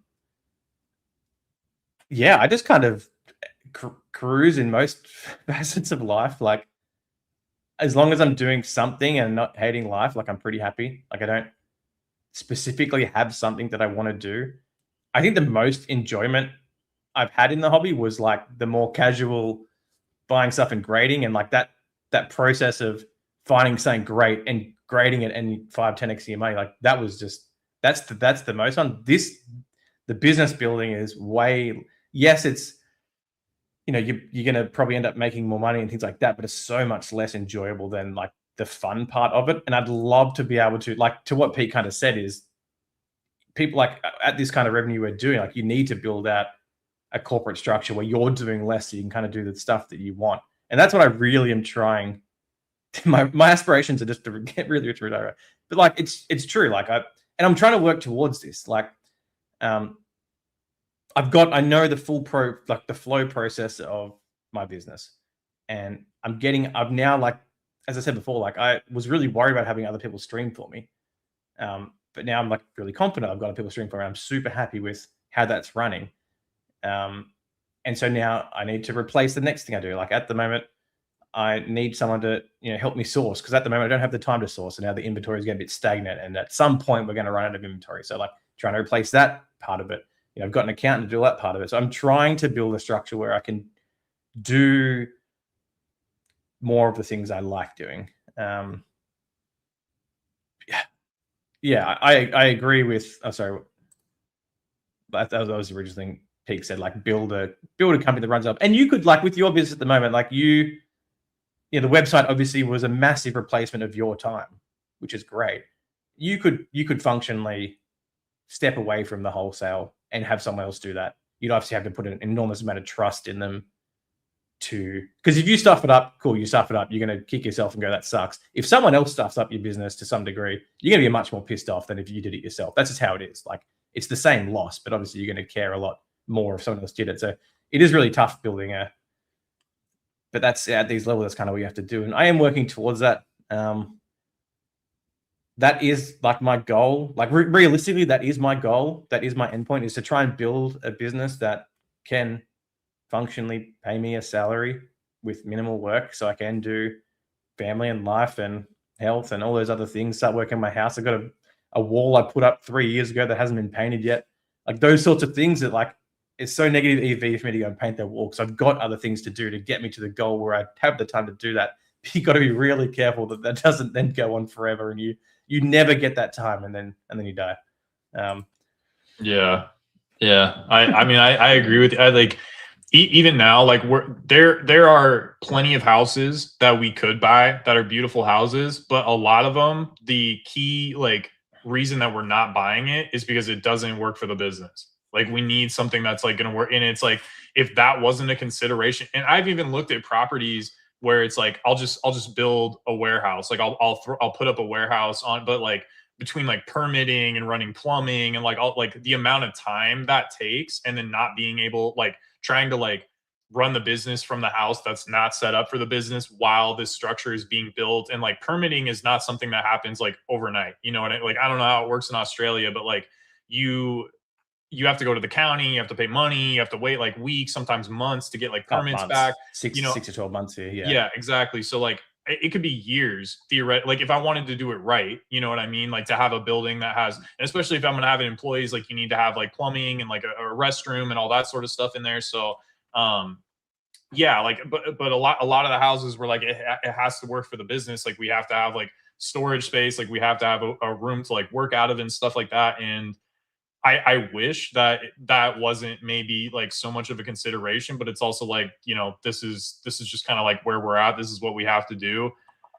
But yeah, I don't know, man. Like it's crazy. And like, I'm glad, like selfishly, like I wanted to have this conversation with you because like, I don't get to have this conversation with a lot of people that are doing this at like a high level and see where people's heads are at and like what people want. And honestly, like, people don't really talk about this a lot on YouTube, like what their end game is, or like, like what their goals are and stuff like that. And, like I think, yeah, it's just interesting. Like you get so attached to like people or the character that they play, but it's like, who are you like as a human being? Like, what do you like actually want out of life? Like outside of like Pokemon YouTube, you know what I mean? So anyways, it's a good conversation. And I think people listen to this and they will take, I know when I listen to, like over the last couple of years, when I listen to conversations like this at a bit more higher level than how cool is this Kamiya art type thing, it is like really useful to a lot of people. So I think hopefully it is worthwhile, I think, to be able to like have these conversations and talk more higher level and more life fundamentals and things like that. Is always I've gotten a lot out of that type of conversation. So yeah, and like anyway, back to Destined Rivals reprints. No, yeah. I mean, well, I was just gonna say, like, even like when we were hanging out and like just like eating kebab in the middle of Tokyo and eating the kebab sandwiches, opening DBZ, like, you know what I mean? Like that is infinitely like so much more fulfilling than, like you said, like the business and the grind and all that sort of stuff. It is like those like having fun, that kind of stuff. You don't think about it. Like when you're like out to dinner, you're spending time with your wife or whatever, like you don't you don't really think about this and like all the, but like when you're so plugged into it all the time, like that's when you get into like maybe the unhealthy, or at least like me, maybe like I get into the unhealthy side of it. Like, it's like, oh, like comparing yourself to people, like wanting to, do more than this guy, or whatever. And ultimately, like when you get outside of that and disconnect and just sort of think about like what you actually want out of life, and like, spend time with people you love and all that sort of stuff and are present in those moments, I feel like that is, yeah, I don't know, like that is so much more fulfilling. But thinking about longevity, like you already have kids, like I don't know, like I think it would be cool, like to potentially like have something that I could leave, not to like force it on, like if they don't want to do this, like that's fine too. But I think it would be cool to like have a business that it's like, okay, well, if you want to be a part of this, you can, So that's why I was kind of interested to ask you about that too, like because I know your kids are like, I mean, they're kids, but like they love Mario, they love Pokemon. Ash is super dusted and loves like all sorts of like dusty Pokemon. So it's like, oh, I'm very bullish on his future in the hobby for sure. So all right. Anyways, let's move on to, actually let me talk about this really quick, because this is very pertinent to what's been going on really. So Commandment 6, as you guys know, if you've been watching the podcast for the past 5 episodes, we do one commandment every episode. And I was thinking about it this week and I was like, man, like what's the commandment going to be? Don't get greedy. Don't get greedy. and this, so to the Pal World point, let me tell you guys a little story about a TCG called MetaZoo, right? When MetaZoo first came out, as some of you probably already know, but maybe some of you don't. When MetaZoo first came out, it was a Kickstarter. It was not a fully funded Kickstarter. And so because of that, the Kickstarter booster boxes that they gave out to people with the exclusive little Kickstarter stand, I think they only printed like 500 of them or something like that. They were like rare, And because of that, when MetaZoo sort of caught a little bit of a bid and it started popping off the first time, I think those boxes got up to something crazy, like $10,000-$15,000 or something insane like that, right? I don't know what a MetaZoo Kickstarter box is at right now, but I imagine it's probably like $500 to $1,000 max. It's like right. Fast forward to MetaZoo 2.0, when they rebooted the brand, there was chase hits inside of like X amount of cases. I don't know if it was like 1 in every 24 cases or whatever, but every so often you would open a case and you would get a booster box out of it that was an alternate art booster box. So the art on the booster box was different and it was signed, like it was hand signed. It was actually really nice by the artist that did the art on the booster box. At the time, I sold the 2 boxes that I pulled out of my allocation for $3,500 each, right?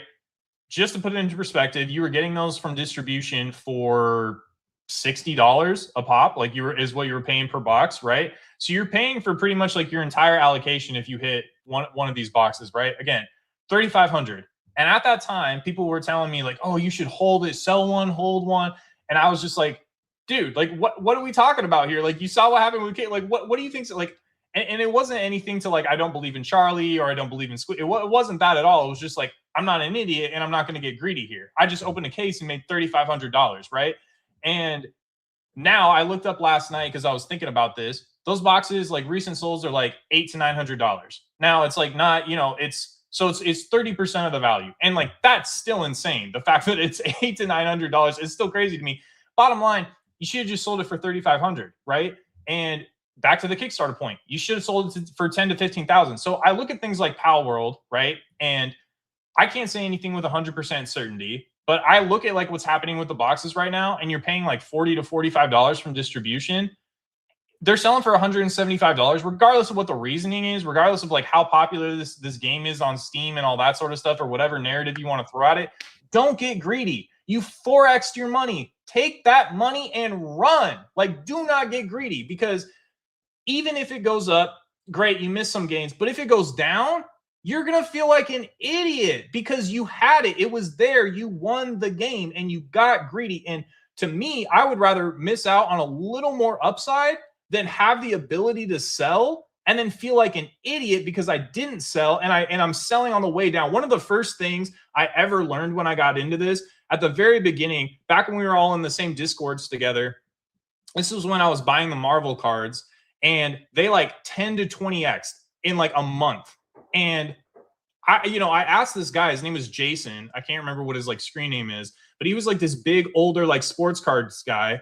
And he'd been in the industry for a while. And I was like, should I sell? I don't know. Because I was brand new to the TCGs, to the hobby, to all this sort of stuff. And this stuff 10x'd out of nowhere. I had a thesis around it. I was like, this would be the catalyst, whatever. This stuff feels undervalued. It's numbered, and it 10x. And I remember asking him, I was like, do I sell now, or like, is there more upside? Like, am I early? Like, now that there's attention on it, is it going to go up higher? And he goes, you always want to sell on the way up the ramp. You never want to sell on the way down the ramp. And that stuck with me. And have I missed out on like a little bit of upside here and there? Sure.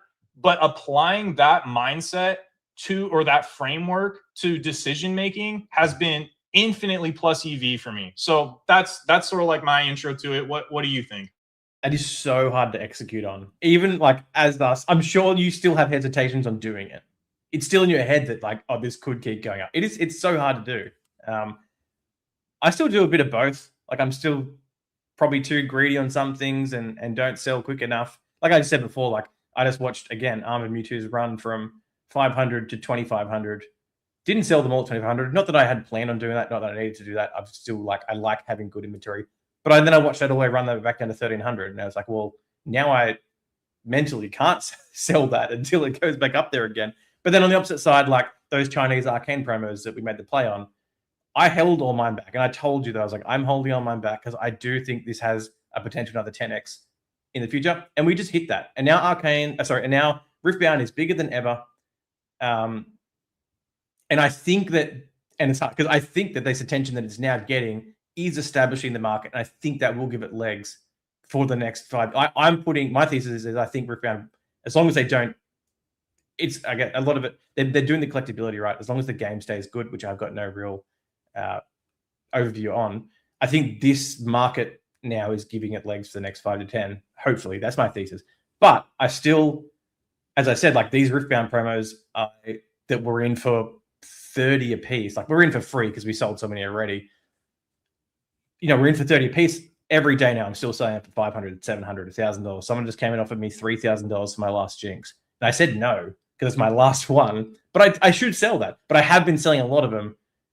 I think they will still have more legs, but I'm just so far up on those ones that I'm just going to then return that money to something else. But so that is one thing I have been really good on, is selling those, even though I think that me selling them high is I think it is probably a good sign that that space will go on. But I do struggle to sell on the ramp up in a lot of aspects. I do miss a lot of boats, but I'm not in the place where that affects the business, I guess, at all. Whether that makes it right or wrong, it's each to their own, I guess. But no, I've been trying to take profits more on things that I had intentionally bought to spec on to make money on. So that's one good example where I was, but yeah, definitely am still greedy with a lot of things and not selling quick enough. And streaming makes it a lot easier. Like a lot of what we do is just sort of churning like the $1 to $100 kind of things. But I think a lot of that is just like the euphoria of the market in general. Like people never like. Yeah, it's like the mentality of selling too early hurts, but then I guess the mentality of not selling and then watching it go back down probably hurts more. So it's really finding a balance. Yeah, Kai, fellow king of selling Japanese. Yeah, I mean we're all in the same boat. Peak, me, you, retro. Like a lot of these people is some of the things I see, like Uyama's Pikachu is still the one that absolutely haunts my nightmare. As I said, I sequential 4 of them in 10, sold it for $1,400 or $1,500 USD, the sequential 10s or 4 of them, and now that's like a $11,000 promo. But like that's just still part of it. But yeah, it's but at the time that was a really good come up for what it was. And it's just, you can't predict stuff like that. But it's more like those cards weren't moving. I guess the difference is like, yes, I sold a lot of stuff cheap, but the market wasn't going up at the time. It was just kind of, that was the play. You find something to degrade, you make your margin and then you sell. Like there was no massive market shift, where I guess when you're watching the market shift up, it's a different, like you're playing again in a different ballgame. Like I think I would agree. Those prismatic, the ones that Earn gave us, the prismatic premium poster collection ones, the Umbreon and the Espeon, I got greedy in them. I priced them too high and I've watched them drop 50%, and now I'm selling them 50% above the top. I'm probably going to do the exact same thing with the Lucario Gardevoir 10s when they come back eventually. Like, I think you need to be more aggressive selling on a lot of the modern stuff that is at PSA. Well, But especially when I the don't. margin is It's so insane. big. And like, Yeah, yeah, and like, I had no reason to be greedy on those because I bought the pairs off him for $30. I'm in the raws for 15 and the grading for $13.99 or whatever.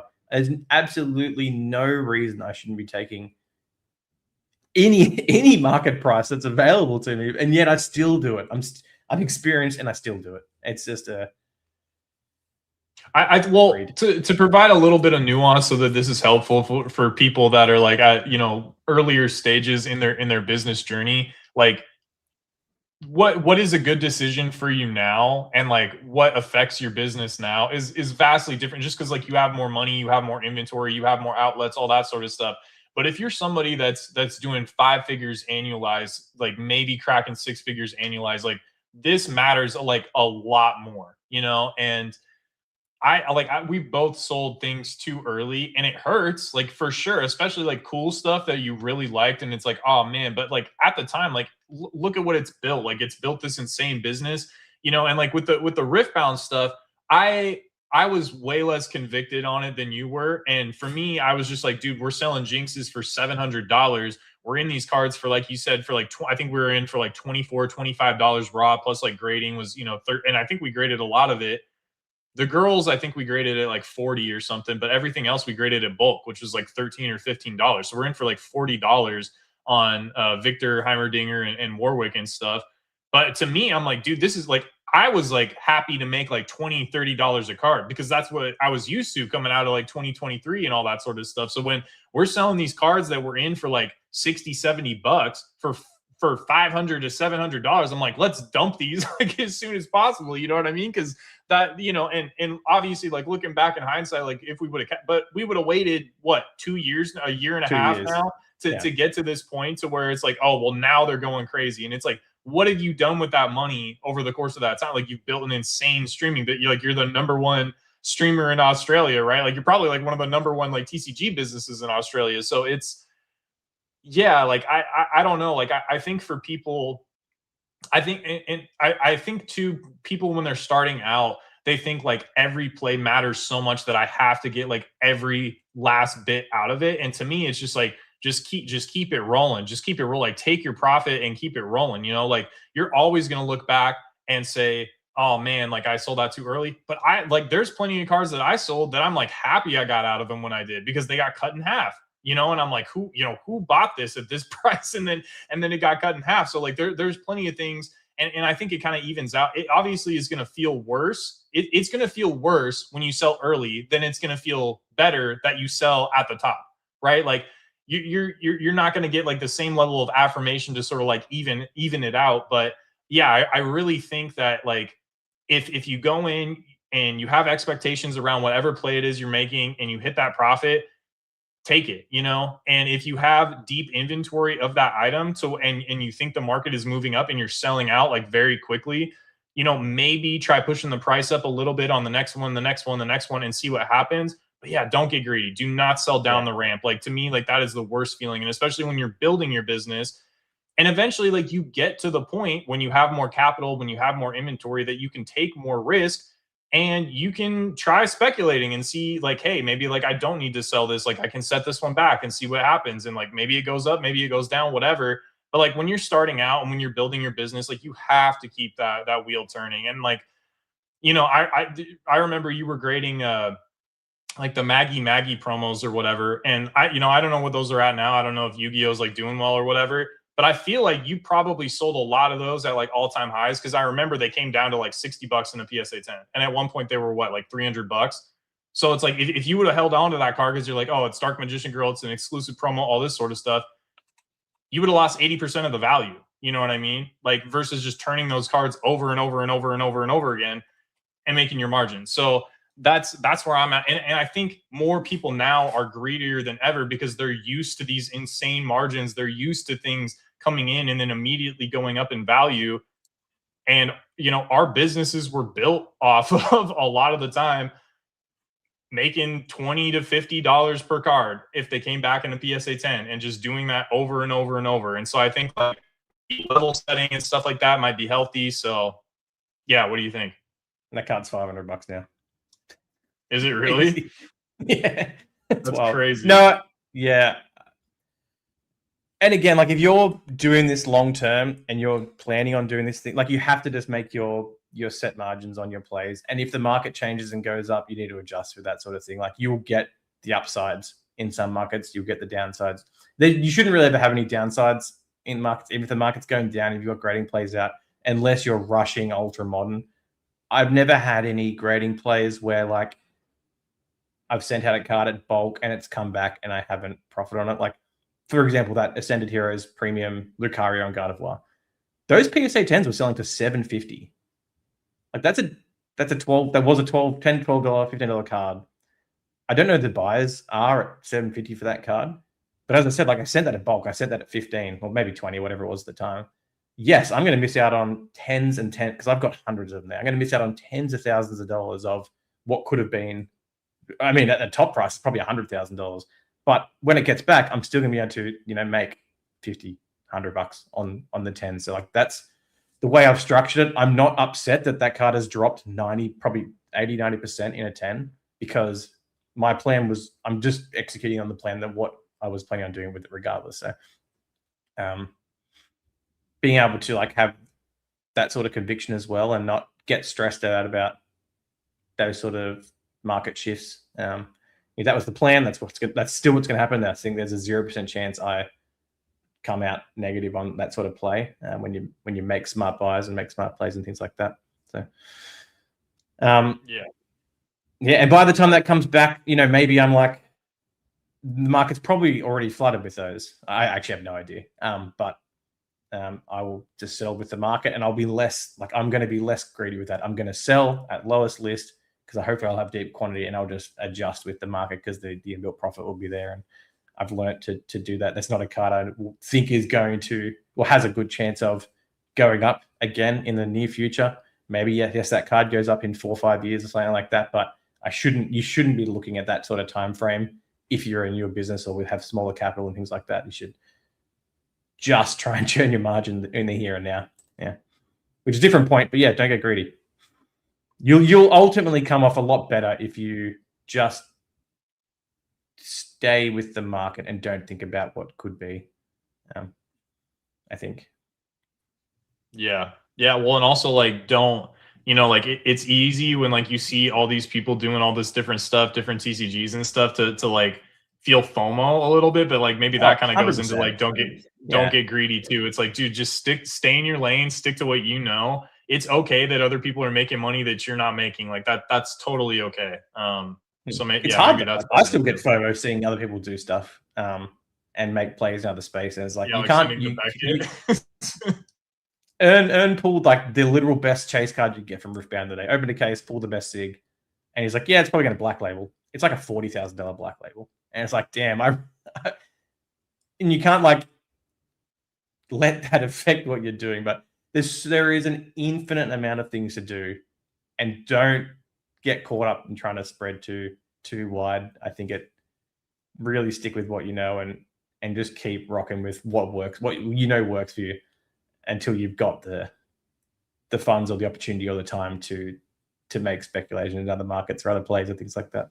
And like it comes back to like I do not rush grade modern promos. There is so much money in sending off cards at higher tiers and making insane amounts of money. I do not participate in that space at all because it's a bit slower for me. I'm not going to be first to market regardless. And I've just never made that part of my business model. And I've never been stunted because of that. I've just done it the way I do it, and I continue to do it the way I do it. So do I get FOMO seeing first partner 10 sets sell for $10,000? Sure, but it's like, does that mentally affect me at all, knowing that, I could have done that? No, not really. Like I'll send mine off in a year's time when the grading's 30, and I'm sure I'll still, make a 50% margin on my cost. Like it's just play in the space that you know and understand, I think, and don't try to get FOMO. And went a bit off topic on greedy, but it all comes around.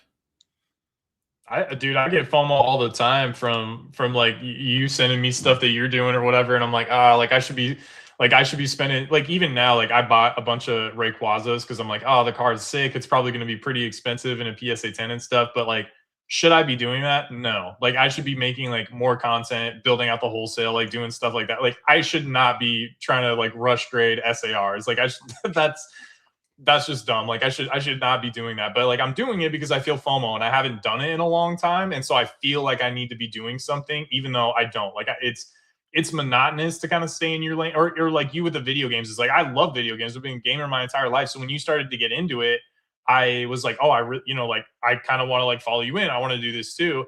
Should I be doing it? Like, no, because I don't know as much as you do. Probably like I don't know as much as you do, and I'm late, So like that's another part of it too. But like it sucks. Like it's like, oh, I want to be involved. Like I want to be doing something fun. And so I've been trying to scratch that itch by buying like the Kingdom Hearts promos and like different DBZ slabs and stuff like that. But yeah, ultimately, is that the best use of money or time? Like probably not. Like I have no business buying a bunch of these Rayquazas and you know, yeah. Anyways, all right. Last topic, really quick, and then we're gonna get into make the case we've been going for a while.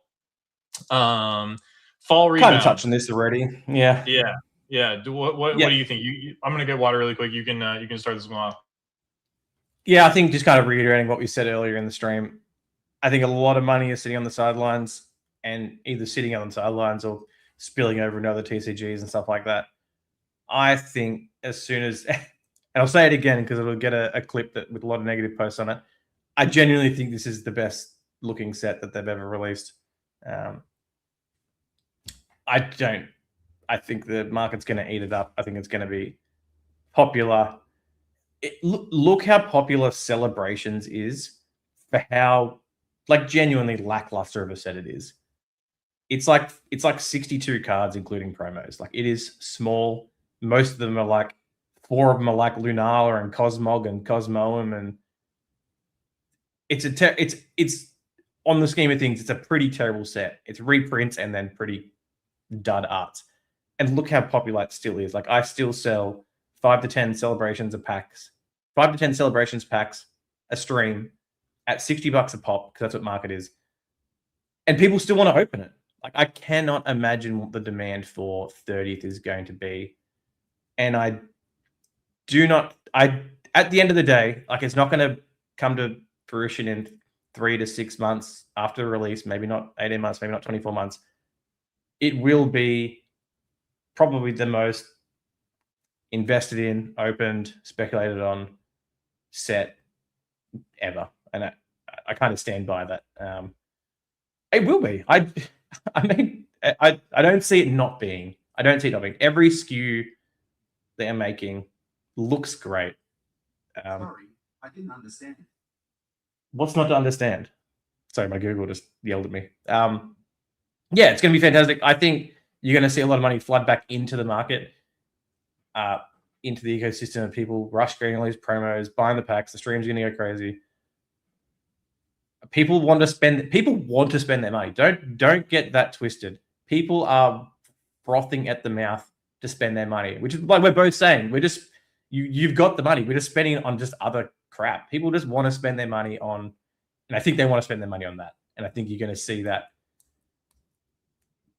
I think you're going to see a rebound. Not that the market's in turmoil now anyway. Everything that's dropped is the market's fine. I'm seeing like overall lower prices across the board on most of the stuff, but saying that the cost of goods is also lower because everything's lower. But our revenue is like we're adding more streams because of that. Everything is, and our viewership is going up.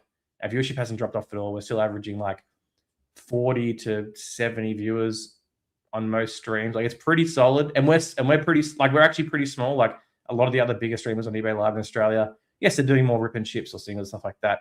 They might have between 50 and 200 viewers. When the big guys get on, they'll have 500 viewers, things like that. But I'm seeing business still trickle up, whether that's a function of like the amount of time we're putting in or stuff like that. But I think people are just waiting, and people in streams say that like, oh, I'd love to buy more, but kind of just waiting because I really want to buy a lot of something else. So I assume you agree. I think we're in the same boat.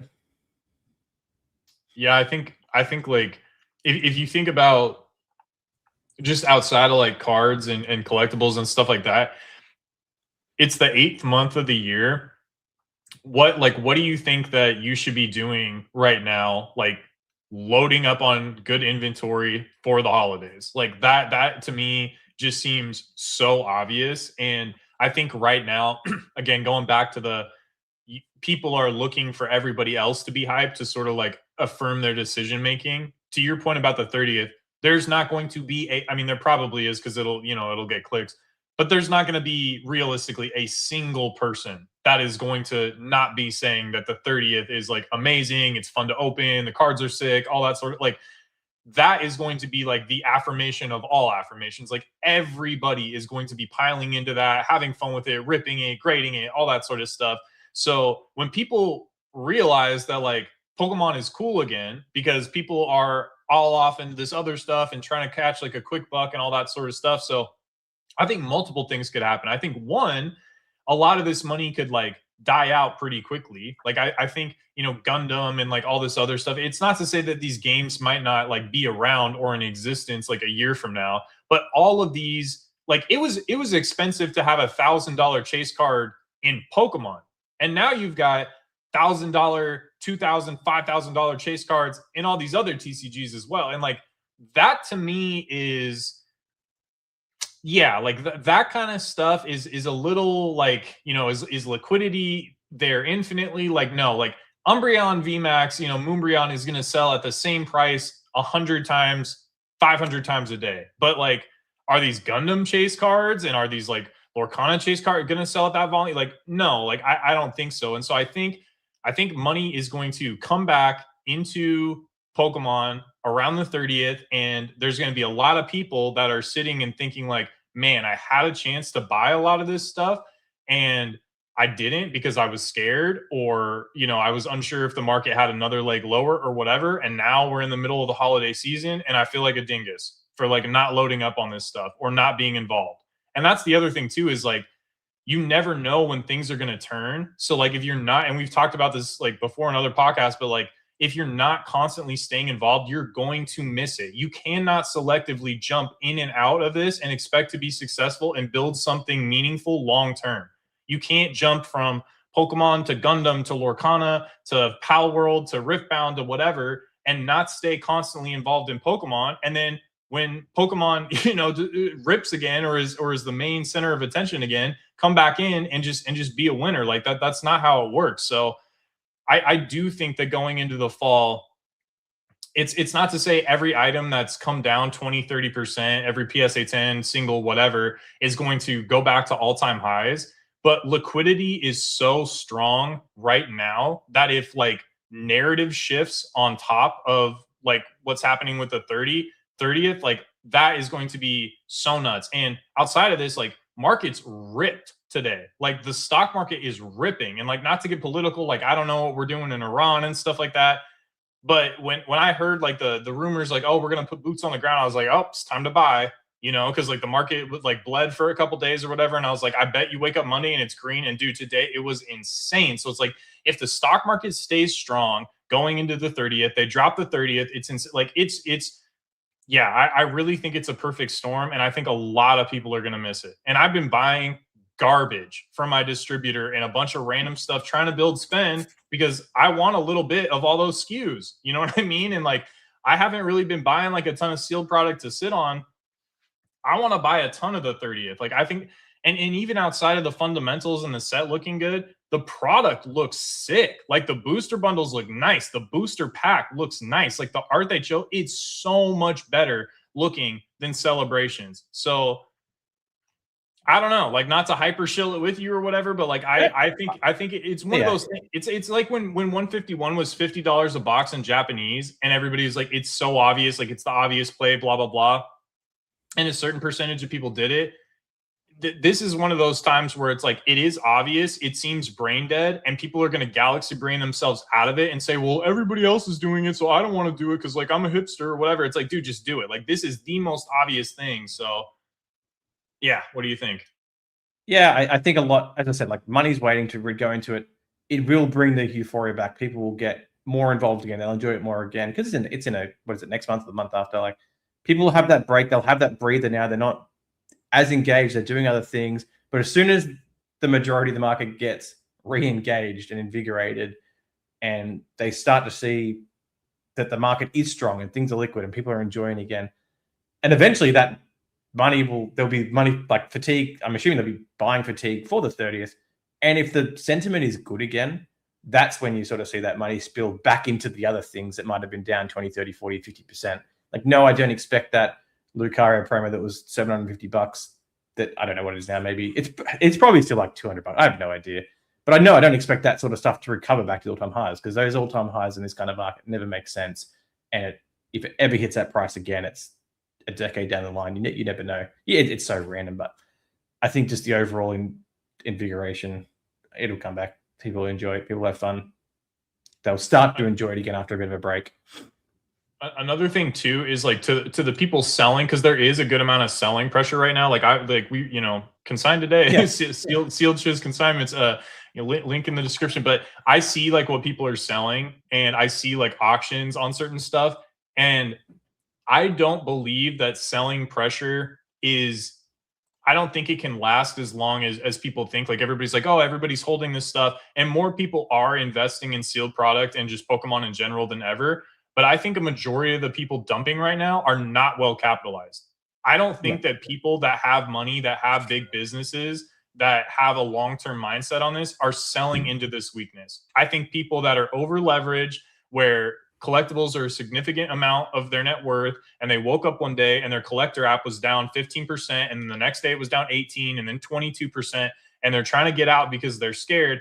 Those are the kinds of people that are selling right now, in my opinion. And like, you can call that copium or whatever, but like, that type of selling pressure is not infinite, because those people make up 10%, 15% of the total holdings, because they're lower capitalized. Like, they don't have the money. Maybe they're on leverage. Maybe they have credit cards to pay, whatever. I don't think whales are dumping into this right now. And like, especially not dumping their good stuff. They're not dumping good. Yeah. Like so like, I mean, Rudy's Rudy, whatever, but like, Rudy's buying Chaos Rising ETBs or whatever. And like, is that the best buy? Who knows? But like, the point is, like, I don't think, and I'm sure Alex is buying, and I'm sure Brian's buying, and I'm sure like Dan's buying, and like a lot of these big businesses are probably like, yeah, you want to sell me stuff for 70, 75%? I'll take it all. I think it, and again, like, I don't talk to a ton of people, but I don't think that the people that are selling right now are like super scared, like, oh, I got to get out now. I really do think it's the people that, just don't have a lot of means, don't have a lot of capital, don't have a long-term mindset. And that can last for a while, but I don't think it can last for 4 months. Like, I don't think that lasts through the end of the year. I really think that maybe by like end of October, early November, like, a lot of that is sort of like flushed out. And when you run out of sellers, if demand stays even at the level it is right now, like, prices are going to go back up, So like, do you see that in Australia? Like, do you see a lot of people dumping right now? Like, especially like sealed product or like slabs, or like, do you agree with that, or do you think that that's like copium? Or no, I do see that, and I do see a lot of what is getting dumped is either ultra modern chases or less desirable items or grades.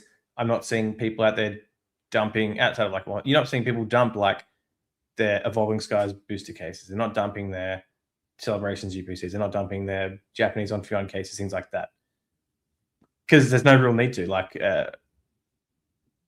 people know that if they've got good inventory and they don't need to sell it, like, they're not selling it. And I think that's always the case. And I think it's just more obvious now that that's always kind of happened. Like, yes, I'm more aggressively selling, dumping the less desirable stuff that I can replace, because it's just, at that point, it's just a churn. I'm seeing a lot of people, as I said, like, people putting up their collections. Like, I need to sell everything today to pay a bill. Please give me, I'll accept 80%, but it's the 3 most modern ETBs and some tech sticker collections and a pitch black booster box. Like, it's nothing surprising. It's just, that's it.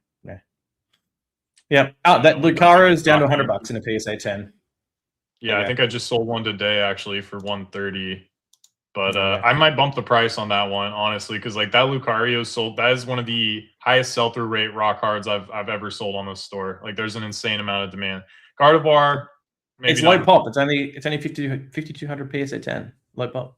That is pretty low pop for these days and times. All right, is it my turn to make the case or your turn? I feel like did I do it last time?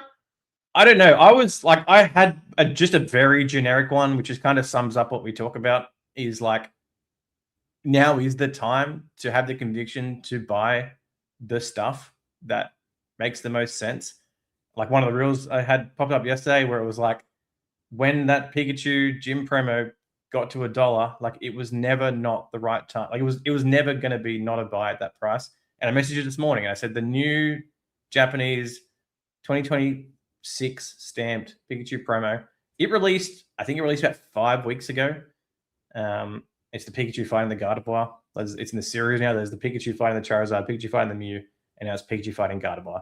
Stamped Pikachu promo, Japanese print quality. It's okay art, but it's a Pikachu promo in Japanese. And it released at $30, and I said I'm not buying it. It'll obviously come down.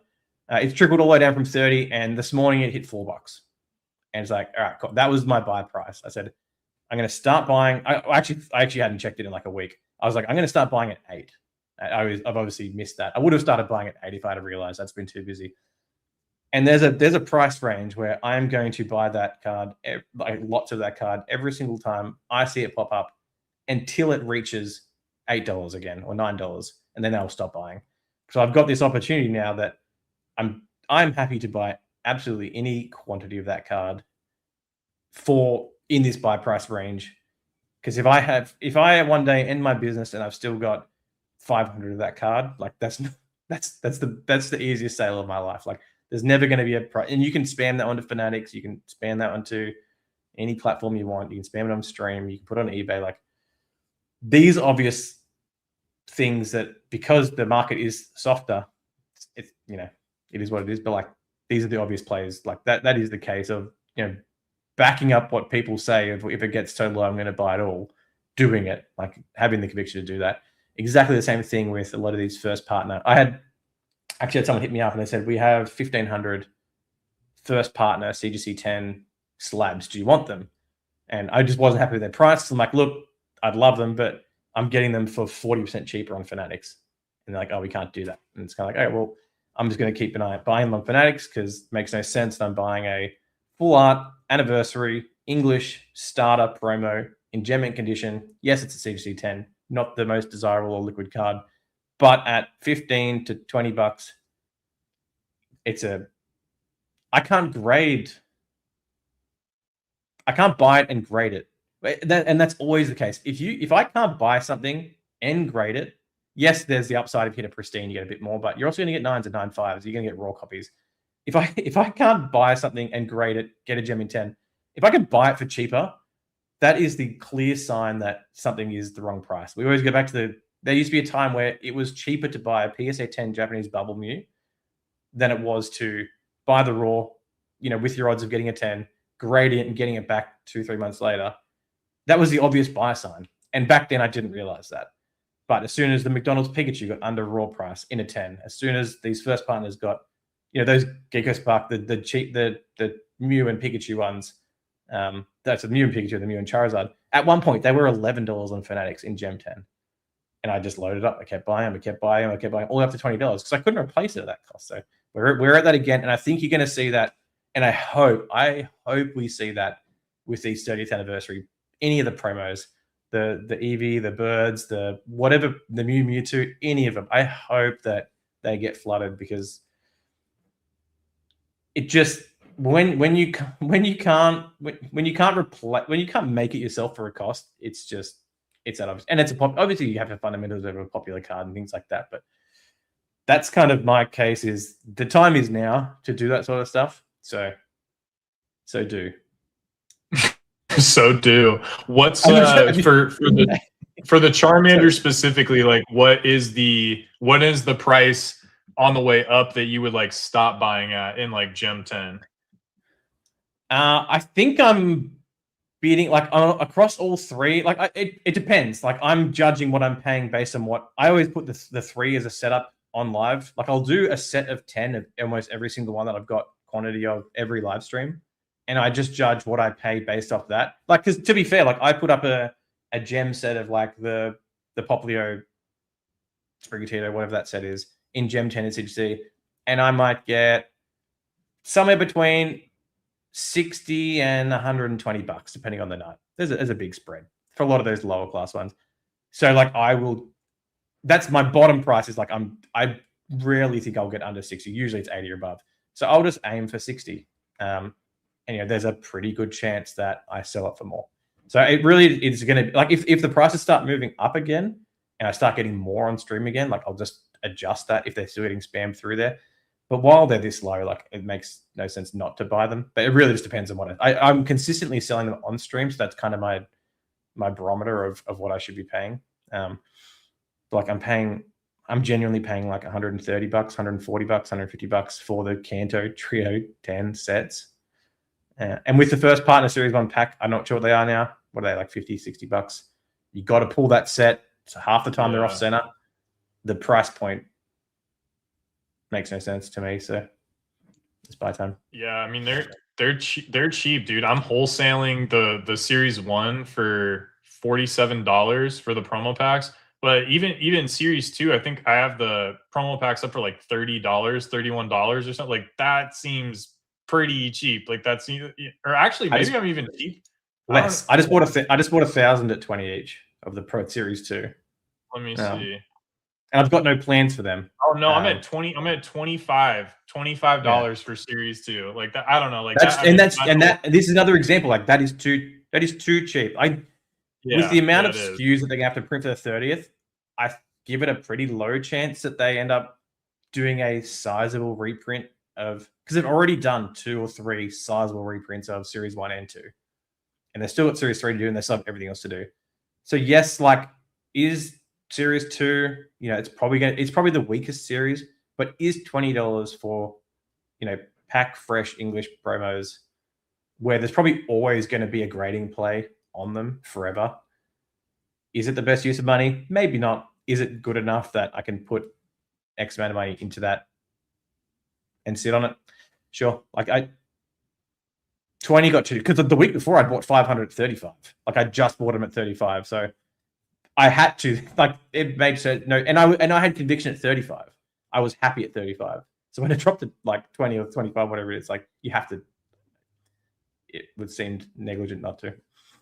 Well, and like to the point too about like going into the holidays and stuff like that, like having $20 to $100 inventory of like popular Pokemon, full art, like that stuff is just like, because you have to think about the kind of people that are getting, like, you're not selling to like hardcore collectors anymore. You're selling to like casual people that want something looking cool, or parents that like want something for their kids. So if you have cool looking popular Pokemon for 20 bucks or PSA 10, CGC 10 slabs for like under 100, like that kind of stuff is just like snap by, people have that kind of discretionary income.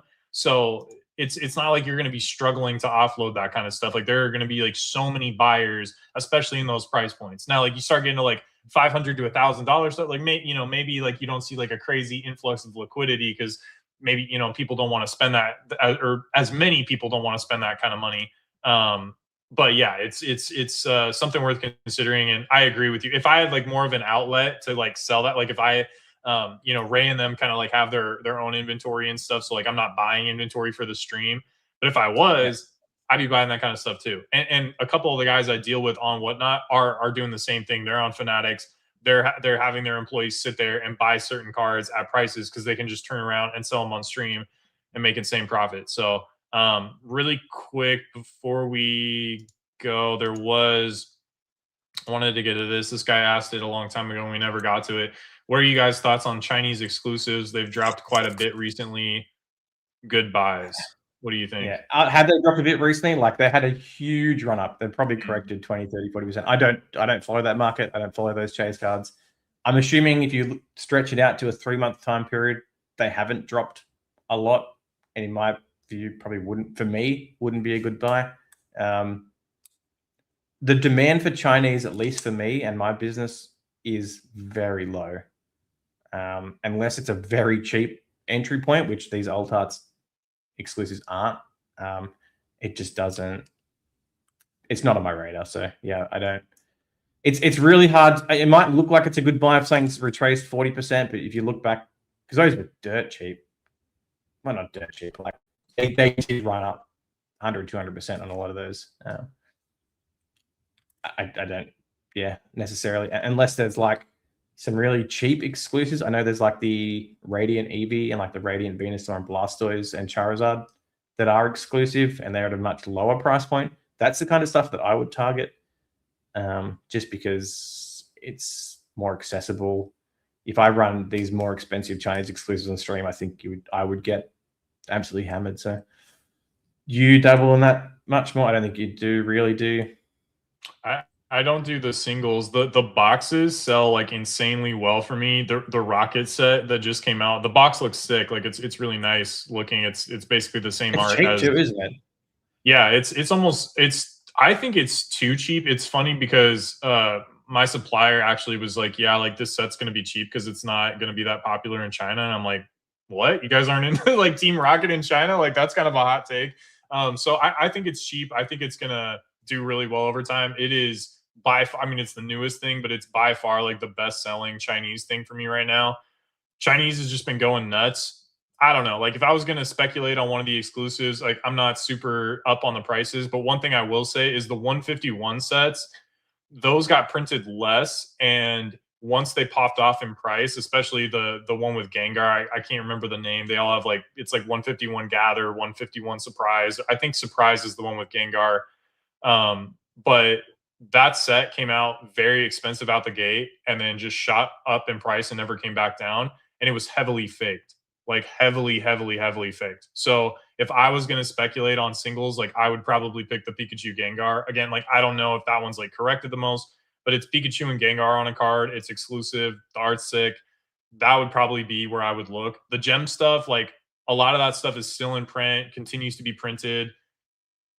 I don't really know about that as much. There's a lot of Gem 2 out there. So even though it's like, oh yeah, it's exclusive Umbreon and all that sort of stuff, I don't really know if that's it. Again, if I was going to go for it, I'd go for one of the exclusive Pikachus, specifically something that came out of the 151 sets. But yeah, it's I don't know. It's tough. I agree. The Pikachu Gengar is beautiful expensive too. Like sorry, I didn't mean to cut you off. No, I agree.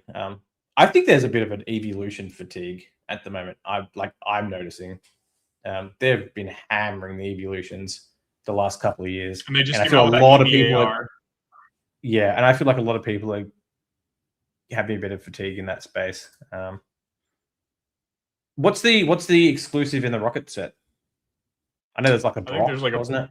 Yeah, it's like a Brock trainer or something. But like to me, the boxes, I mean, Destined Rivals, like I know there's like a reprint, but it's still expensive. Gloria Team Rocket is still dummy expensive in Japanese. So to me, like the chance at pulling like that Mewtwo, Giovanni, it's like that might be a good play in Chinese. Like I don't know how the print quality is on the set or anything like that, but like if that card is like 30, 40 bucks, like that to me might be like a snap, you know, because it's expensive in both the other languages. And one thing I've been seeing is like for the longest time, I didn't carry any Chinese sets that didn't have an exclusive art in them. I only carried the gem stuff. But I don't know, a month or two ago, I started carrying the mainline sets too, and they sold like insanely well. Like I ordered like 20 cases, it sold out in like 3 days or something. Like it was, and so I was like, oh, okay, now I need to order like 40 or 60 at a time or whatever. Like they sell out like really quickly. They sell really well on eBay. A lot of the time, like they're lower prices. But yeah, Chinese, I believe is like here to stay. I just don't do a ton. I don't invest in it, like the sealed stuff. Like I'm not putting any like sealed Chinese stuff back. Sets that I think are like undervalued relative. Like for a long time, I've thought like Gem 4 was really cheap just because I'm like, you know, people are paying more for less popular Pokemon exclusives when like the Ponyta Rapidash AR or whatever it's called in Chinese, that's like a Kanto Pokemon, and that's like the cheapest case by far. And so that seemed kind of, it's like people are paying like $1,000 for a Cubone, but like Ponyta's like $100 or something like that. That felt a little weird to me. So like I've thought for a while like Gem 4 seemed pretty cheap, and it's moved up a little bit. But yeah, I'm not like setting any of this stuff back long term just because I don't feel comfortable. China plays a lot more games than like Japan does. Japan's a little easier to predict, but yeah, China is all over the place. Like right now, Gem 3 is, I've been out of stock of Gem 3 for a long time because like they're just playing games. They said it was going to be restocked in the middle of July, and it came in for like a weekend, and then it was gone again. So yeah, I don't know. Anyways, more information than was requested. So all right, appreciate you all for being here. Any last minute words? Anything you wanna say before we rock and roll up out of here? Go follow my Instagram. Knockout Cards and Repacks. That's it. We're almost at 1,000. Go. Yeah, and don't bid Kai up on the first partners because he's trying to build a big position. So even though he spilled his plays, but yeah, I appreciate you guys being here. Stay positive, make some plays, have some conviction, and have a good rest of your night.